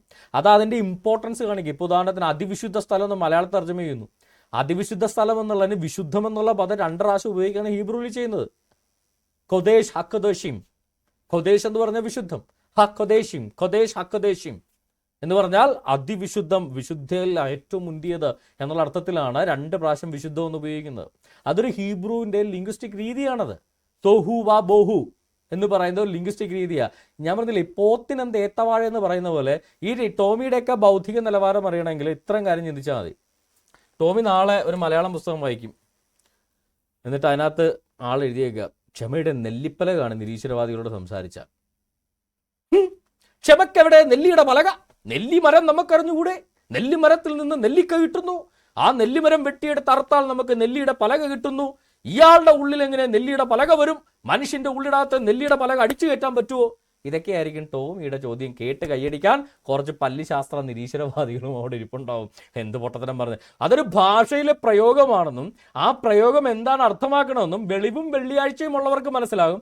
എന്ത് ചെയ്യാം, പല്ലിശാസ്ത്ര നിരീശ്വരന്മാർക്ക് അത് മനസ്സിലാവൂല എന്നുള്ളതാണ് വാസ്തവം. അപ്പം എന്തു പറ്റും? തോഹു വാ ബോഹു എന്നുള്ള കാണുമ്പോൾ അത് ഏതെങ്കിലും തർജ്ജമയിൽ പലതും ഫോം, വോയിഡ്, ഫോംലെസ്, വോയിഡ് എന്നൊക്കെ പറഞ്ഞിരിക്കുന്നു. കണ്ടില്ലേ, അപ്പോൾ ഭൂമിക്ക് രൂപമില്ല, ഭൂമി രൂപമില്ലാതിരുന്നു. ഇത്രയും നാൾ ഇവന്മാരെ പറഞ്ഞുകൊണ്ട് നടന്ന എന്താ, ഭൂമി പരന്നതാണെന്ന് ബൈബിളിൽ പറയുന്നത്. ഇപ്പം പറയാം ബൈബിളിൽ പറയുന്നത് ഭൂമിക്ക് രൂപമില്ലാന്ന്. രൂപമില്ലാത്ത സാധനം പറഞ്ഞിരിക്കുന്നത് എങ്ങനെ തോന്നുക? എന്തെങ്കിലും എവിടെയെങ്കിലും ഒന്ന് ഉറച്ചു നിൽക്കുക, ഏതെങ്കിലും ഒരാരോപണത്തിലെങ്കിലും ഒന്ന് ഉറച്ചു നിൽക്കാൻ പഠിക്കുക. അതില്ല. അപ്പോൾ ഒരു കാര്യത്തെ വിമർശിക്കുന്നതിന് മുന്നേ സ്വതന്ത്ര ചിന്തകരും യുക്തിചിന്തകരും ചെയ്യുന്നത് എന്താണ്? നമ്മൾ യുക്തിഭദ്രമായിട്ട് ആ കാര്യത്തെക്കുറിച്ച് പഠിക്കും. അത് ഏതെങ്കിലും ഒരു കാര്യത്തിൻ്റെ തർജ്ജമയാണെങ്കിൽ അതിൻ്റെ മാസ്റ്റർ കോപ്പി നമ്മൾ കണ്ടുപഠിക്കും. ആ മാസ്റ്റർ കോപ്പിയുടെ അകത്ത് എന്തൊക്കെ ഏത് രീതിയിലാണോ അത് ഉപയോഗിച്ചിരിക്കുന്ന ആ യൂസേജുകളെ കുറിച്ച് പഠിക്കും. എന്നിട്ടാണ് അതിൻ്റെ അർത്ഥം മനസ്സിലാക്കുന്നതും അതിനെ വിമർശിക്കുന്നതും. ഇപ്പം ഞങ്ങളൊക്കെ ഖുറാൻ വിമർശിക്കുന്നു, ഏതെങ്കിലും മലയാള തർജ്ജമ എടുത്തിട്ട് വിമർശിക്കുകയല്ല, അതിൻ്റെ പദാനുപത അറബി അർത്ഥം മനസ്സിലാക്കിയിട്ട് തന്നെയാണ് വിമർശിക്കുന്നത്. അതുകൊണ്ടല്ലേ കോയകൾ പോലും ഞങ്ങളുടെ മുന്നിൽ വരാത്തത്. അല്ലാതെ ഏതെങ്കിലും മലയാള തർജ്ജമ എടുത്തിട്ട് വിമർശിക്കാനാണെങ്കിൽ കോയകൾക്ക് ഈസി ആയിട്ട് നമ്മളെ കെട്ടിപ്പൂട്ടാം. കാര്യം ഭൂരിഭാഗം മലയാളം തർജ്ജമയിലും ഉടായിപ്പാ, അവന്മാർ ഉള്ള സത്യമൊന്നും പറയത്തില്ല. സേ ഫോർ എക്സാമ്പിൾ, ഇപ്പോൾ അബൂബക്കർ അല്ലാത്തേ തെറി പറഞ്ഞു, അംസസ് വൾവര അല്ലാത്ത പച്ചത്തെറിയ. ഒരു ഭാഷയിൽ ഒരു മനുഷ്യന് ഭൂലോകത്ത് ഉപയോഗിക്കാൻ പറ്റുന്ന ഏറ്റവും മുട്ടൻ തെറിയാണ്. ഒരു ദേവതയെ, അവരുടെ ഒരു ദേവതയെക്കുറിച്ച് പറയുക, ആ ദേവതയുടെ പ്രൈവറ്റ് പാർട്ടിൽ പോയി നീ എങ്ങ് ഉമ്മ വെച്ചുകൊണ്ടിരിക്കുകയാണ്, അതായത് നക്കിക്കൊണ്ടിരിക്കുകയാണ്. പച്ചത്തെറി ഒരു മനുഷ്യന് പറയാൻ പറ്റുന്ന, ഒരു സ്ത്രീയെക്കുറിച്ച് പറയാൻ പറ്റുന്ന ഭൂലോകത്തിലെ ഏറ്റവും വലിയ തെറിയാണത്. അതിന് തർജ്ജമക്കാരിൽ എന്ത് തർജ്ജമ ചെയ്യും? അബൂബക്കർ അബ്യൂസ്ഡ് ദം. എന്ത് തെറിയാ പറഞ്ഞതെന്ന് എഴുതൂല, അബൂബക്കർ അബ്യൂസ്ഡ് ദം. ഇതാണ് ഉടായ്പ്. മുഹമ്മദ് ഖുറാനകത്ത് തന്തയില്ലാത്തവനെന്ന് വിളിക്കുന്നുണ്ട്, ബാസ്റ്റഡ് എന്ന് വിളിക്കുന്നുണ്ട്. അതിനൊക്കെ തർജ്ജമ ചെയ്ത് വെക്കുന്നത് അള്ളാഹുവും മലക്കുകളും മുഹമ്മദിന് വേണ്ടി പ്രാർത്ഥിക്കുന്നു എന്ന് പറയുന്നുണ്ട്. അള്ളാഹു അപ്പോൾ ആരോടാണ് പ്രാർത്ഥിക്കുന്നുള്ള ചോദ്യം വരും. പക്ഷേ അള്ളാഹുവും മലക്കുകളും അവൻ അനുഗ്രഹം ചൊരിയുന്നു എന്ന് പറഞ്ഞ് ഉമാരെ തർജ്ജമ മാറ്റും. അപ്പം തർജ്ജമ വെച്ചുകൊണ്ടല്ല ഒരു കാര്യം ചെയ്യുന്നത്, അതിൻ്റെ മൂലഭാഷ നോക്കിയിട്ട് വേണം വിമർശിക്കാൻ. അതിന് വെളിവില്ലാത്തവർ ആ പണിക്ക് നിൽക്കരുത്. ആ പണി അറിയാവുന്ന ഏതെങ്കിലും ആളുകളെ ഏൽപ്പിക്കണം. മനസ്സിലായോ? അതുകൊണ്ട് എൻ്റെ പൊന്നു നിരീശ്വരവാദികളെ, ഈ അരൈസ സറ്റൈവും ഈ പല്ലിശാസ്ത്രമൊക്കെ പറഞ്ഞ് കോയകളെ പറ്റിക്കണതിനൊക്കെ വിദഗ്ധമായിട്ട് നിങ്ങളെ പറ്റിക്കുന്നൊരു സൈക്കോയാണിത്. വെറുതെ പുറകെ വന്ന് നാണം കെടരുത്. അതുകൊണ്ട് ടോമിക്കൊരു ഗുണമുണ്ട്, ഈ ഊടുമായിട്ടേ നടക്കത്തുള്ളൂ. ഞങ്ങളെയൊക്കെ പിള്ളേരായിട്ട് സംവാദത്തിനൊന്നും പറയില്ല കേട്ടോ. അങ്ങനെ ഒരു ഉപകാരമുണ്ട് ടോമിക്ക്. ഓക്കെ, നമുക്ക് എന്തായാലും തുടരാം. ഇനി വെള്ളത്തിന് മീതെ ദൈവത്തിന്റെ ആത്മാവ് ചലിച്ചിരുന്നു. വെള്ളത്തിന് മുകളിൽ കൂടെ ദൈവത്തിന്റെ ആത്മാവ് അങ്ങോട്ടും ഇങ്ങോട്ടും ഓടിക്കളിക്കായിരുന്നു. ഈ വെള്ളം എപ്പോഴാണ് ഉണ്ടായത്? 2 മിനിറ്റ് തികച്ചായിട്ടില്ല. അതിനു മുമ്പ് കോടാനുകോടിക്കണക്കിന് വർഷങ്ങൾക്ക് മുമ്പ് ഈ ദൈവം എവിടെയായിരുന്നു ഓടിക്കളിച്ചിരുന്നത്? കാരണം ആകാശമില്ല, ഭൂമിയില്ല, ഇരിക്കാൻ ഒരു കസേരയില്ല, കിടന്നിറങ്ങാൻ ഒരു കട്ടിലില്ല, കത്തിച്ചു വളക്കാൻ ഒരു പാട്ടവിളക്ക് പോലും ഇല്ല, വായിക്കാൻ ഒരു കളിക്കുടുക്ക് പോലുമില്ല. എവിടെയായിരുന്നു ദൈവത്തിന്റെ ആത്മാവ് ഓടിക്കളിച്ചതെന്ന് അദ്ദേഹം പറയും എന്ന് ഞാൻ പ്രതീക്ഷിക്കുകയാണ്. എന്തായാലും നിരീശ്വരവാദികൾ കളിക്കൂടൊക്കെ വായിക്കണ നിലവാരമെങ്കിലും ഉണ്ടെങ്കിൽ ഭാഗ്യം. മിക്കവാറും സൂത്രനും ചേരും പോലും മുമ്പാരെ പറഞ്ഞ് പറ്റിച്ചേച്ചും പോകും. ഓക്കെ, എന്തെങ്കിലും ആയിക്കൊള്ളട്ടെ. ഇദ്ദേഹത്തിൻ്റെ ആർഗ്യുമെന്റ് ഇതാ: ആദിയിൽ ദൈവം ആകാശങ്ങളും ഭൂമിയും സൃഷ്ടിച്ചു, അത് പാഴും ശൂന്യവുമായിരുന്നു. അതിൻ്റെ എല്ലാത്തിനും വിദഗ്ധമായ ചർച്ചകളൊക്കെ പുള്ളി കഴിഞ്ഞു. അതാണ് നമ്മളിപ്പോൾ കണ്ടത്. ഇനി അടുത്തത്, ആഴത്തിന്മീതെ ഇരുളുണ്ടായിരുന്നു, ദൈവത്തിൻ്റെ ആത്മാവ് വെള്ളത്തിന്മീതെ പരിവർത്തിച്ചുകൊണ്ടിരുന്നു. ഇതാണ് വാക്യം. ഇതിന് വിമർശിക്കുക പുള്ളി. അപ്പോൾ ആ വെള്ളം ഉണ്ടാകുന്നതിന് തൊട്ട് മുന്നേ ആത്മാവ് എന്ത് ചെയ്തുകൊണ്ടിരുന്നു?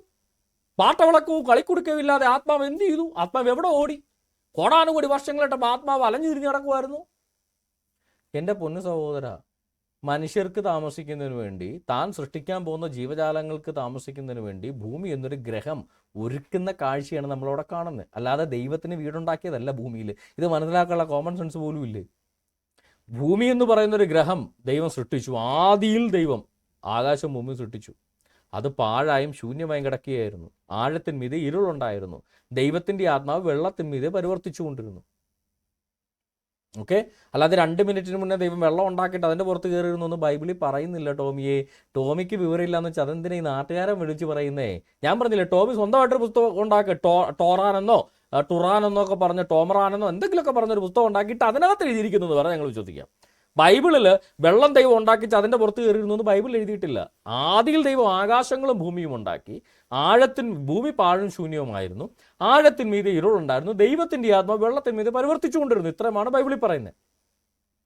ദൈവത്തിൻ്റെ ആത്മാവിന് പരിവർത്തിക്കാൻ വേണ്ടിയല്ല ഭൂമി ഉണ്ടാക്കിയെന്ന് ബൈബിളിൽ പറഞ്ഞോ?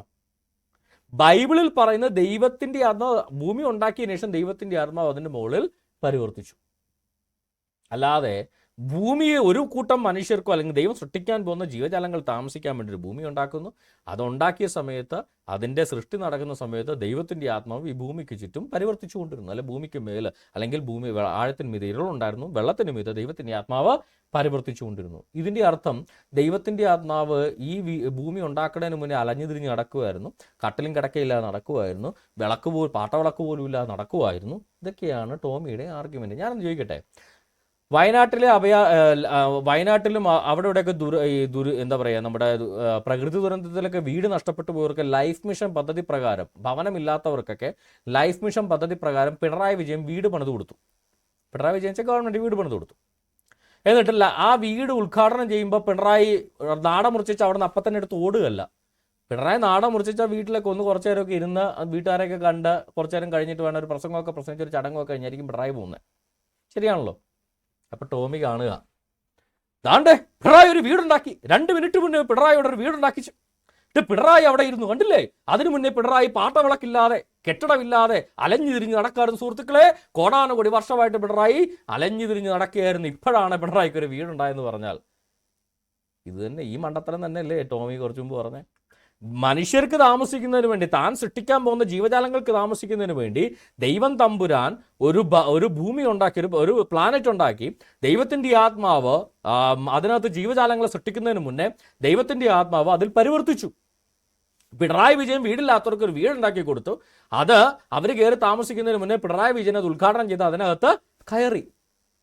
അതിനർത്ഥം പിണറായി വിജയൻ പിന്നെ അതിനു മുന്നേ പിണറായി വിജയന് വീടുമില്ല, സ്ഥലവും ഇല്ല, പിണറായി വിജയൻ തെണ്ടിത്തിരിഞ്ഞ് നടക്കുമായിരുന്നാണോ? പിണറായി വിജയൻ ഉണ്ടാക്കിയ വീടല്ലല്ലോ അത്.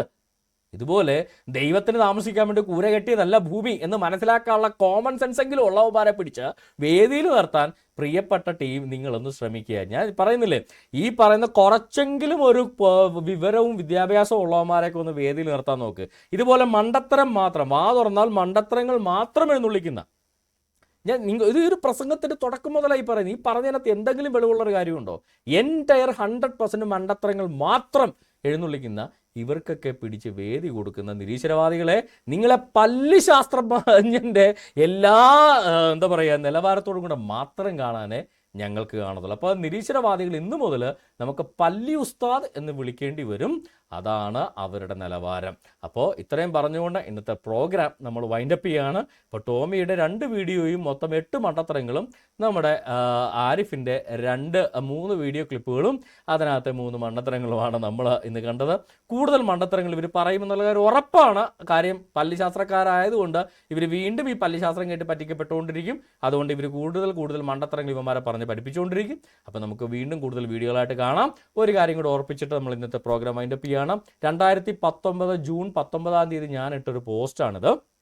ടോമിയുടെ വെല്ലുവിളി, ധൈര്യമുണ്ട് സംവാദത്തിന് വരാൻ പറഞ്ഞപ്പോൾ ഞാനൊരു ധൈര്യമായിട്ട് അങ്ങ് പോസ്റ്റ് അങ്ങ് കിട്ടും. ബൈബിൾ കെട്ടുകഥയാണെന്ന് പറയുന്ന നിരീശ്വര മതക്കാരൻ ടോമി സെബാസ്റ്റ്യൻ, ബൈബിൾ പഠിപ്പിക്കുന്ന മനുഷ്യ സൃഷ്ടിയാണോ നിരീശ്വര പഠിപ്പിക്കുന്ന പരിണാമമാണോ സത്യം? സംവാദത്തിന് തുറന്ന ക്ഷണം. ഈക്വൽ ടോപ്പിക്കാണ്. ബൈബിൾ പഠിപ്പിക്കുന്ന മനുഷ്യ സൃഷ്ടിയാണോ നിരീശ്വരവാദികൾ പറയുന്ന പോലെ പരിണാമമാണോ? എങ്ങനെയാണ് മനുഷ്യനുണ്ടായത്? തുറന്ന സംവാദത്തിന് ക്ഷണിക്കുന്നു. 2019 മുതൽ 1000കണക്കിന് പോസ്റ്റ് ഇട്ടിട്ടുണ്ട്. ടോമിക്ക് സംവാദത്തിന് പേടിയാണ്.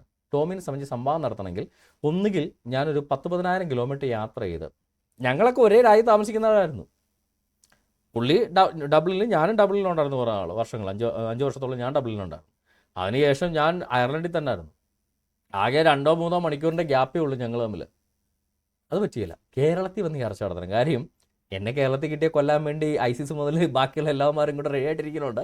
കേരളത്തിൽ ഞാൻ അങ്ങനെ പരസ്യമായിട്ടൊരു സംവാദത്തിന് വരില്ല എന്ന് ടോമിക്ക് നന്നായിട്ടറിയാം. അപ്പം പിന്നെ ഏറ്റവും എസ്കേപ്പ് ഉള്ള സ്ഥലം കേരളമാണ്. അല്ലെ പിന്നെ അമേരിക്ക ചെല്ലണം.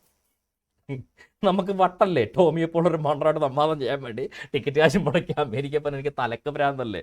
ഇത് ഡേവിഡ് വിഡുമായിട്ട് സംവാദത്തിന് വേണ്ടി സക്കീർ നായിക്കിനെ വിളിച്ചപ്പോൾ 50,000 പേര് വന്നിരിക്കുന്ന സ്റ്റേഡിയം ആവണം, അതിനകത്ത് 50,000 പേര് കൊണ്ടെന്നാ ഞാൻ വരാമെന്ന് പറഞ്ഞപ്പോൾ ഡേവിഡ് വുഡ് പറഞ്ഞത്, സക്കീർ നായിക് എന്നൊരു പേര് കേട്ടാൽ പട്ടിക്കാളി പോലും ഇവിടെ വരില്ല. അപ്പോഴാണ് 50,000 പേരെ വിളിച്ചു കയറ്റിയാലേ നിങ്ങൾ വരുവുള്ളൂ എന്ന് പറഞ്ഞാൽ, നിങ്ങൾ ആരുവാ? നിങ്ങളുടെ പേര് പറഞ്ഞൊരു പട്ടിക്കാളി പോലും ഇങ്ങോട്ട് വരത്തില്ല. നിങ്ങൾ അറിയില്ല ഇവിടെ ആർക്കും. അപ്പോൾ നിങ്ങൾക്ക് വരാൻ പേടിയാണെങ്കിൽ അത് പറയുക. ഇത് മാത്രമാണ് എനിക്ക് ഇവരോട് പറയാനുള്ളത്. അപ്പോൾ ഒരൊറ്റ ഇതേ ഉള്ളൂ, എന്നെങ്കിലും നിങ്ങളുടെ പുറകിലെ വാഴപ്പിണ്ടിക്ക് പരിണാമം സംഭവിച്ചൊരു നട്ടൽ വന്നാൽ നമുക്ക് ഈ സംവാദം നടത്താം. അന്നുവരെ വീണ്ടും വിട. ദൈവം നിങ്ങളെല്ലാവരെയും അനുഗ്രഹിക്കട്ടെ. നമുക്ക് നമ്മുടെ ക്ലബ് ഹൗസ് ഡിസ്കഷൻ പാർട്ടിലേക്ക് കിടക്കാം. ഇത്രയും നേരം കേട്ട എല്ലാവർക്കും കർത്താവ് യേശു ക്രിസ്തു നാമത്തിൽ നന്ദിയും സ്നേഹവന്ദനത്തെ അറിയിക്കുന്നു. ഫേസ്ബുക്കിൽ ജോയിനിങ് ലിങ്ക് കമൻറ്റ് ചെയ്തിട്ടുണ്ട്. ക്ലബ് ഹൗസിലും ജോയിനിങ് ലിങ്ക് ഞാനിപ്പോൾ പിൻ ചെയ്ത് വെക്കാം. നിങ്ങൾക്ക് ജോയിൻ ചെയ്യാനുള്ള അവസരമാണ്. ജോയിൻ ചെയ്ത് സംസാരിക്കാൻ ക്ലബ് ഹൗസിലേക്ക് കിടക്കാം.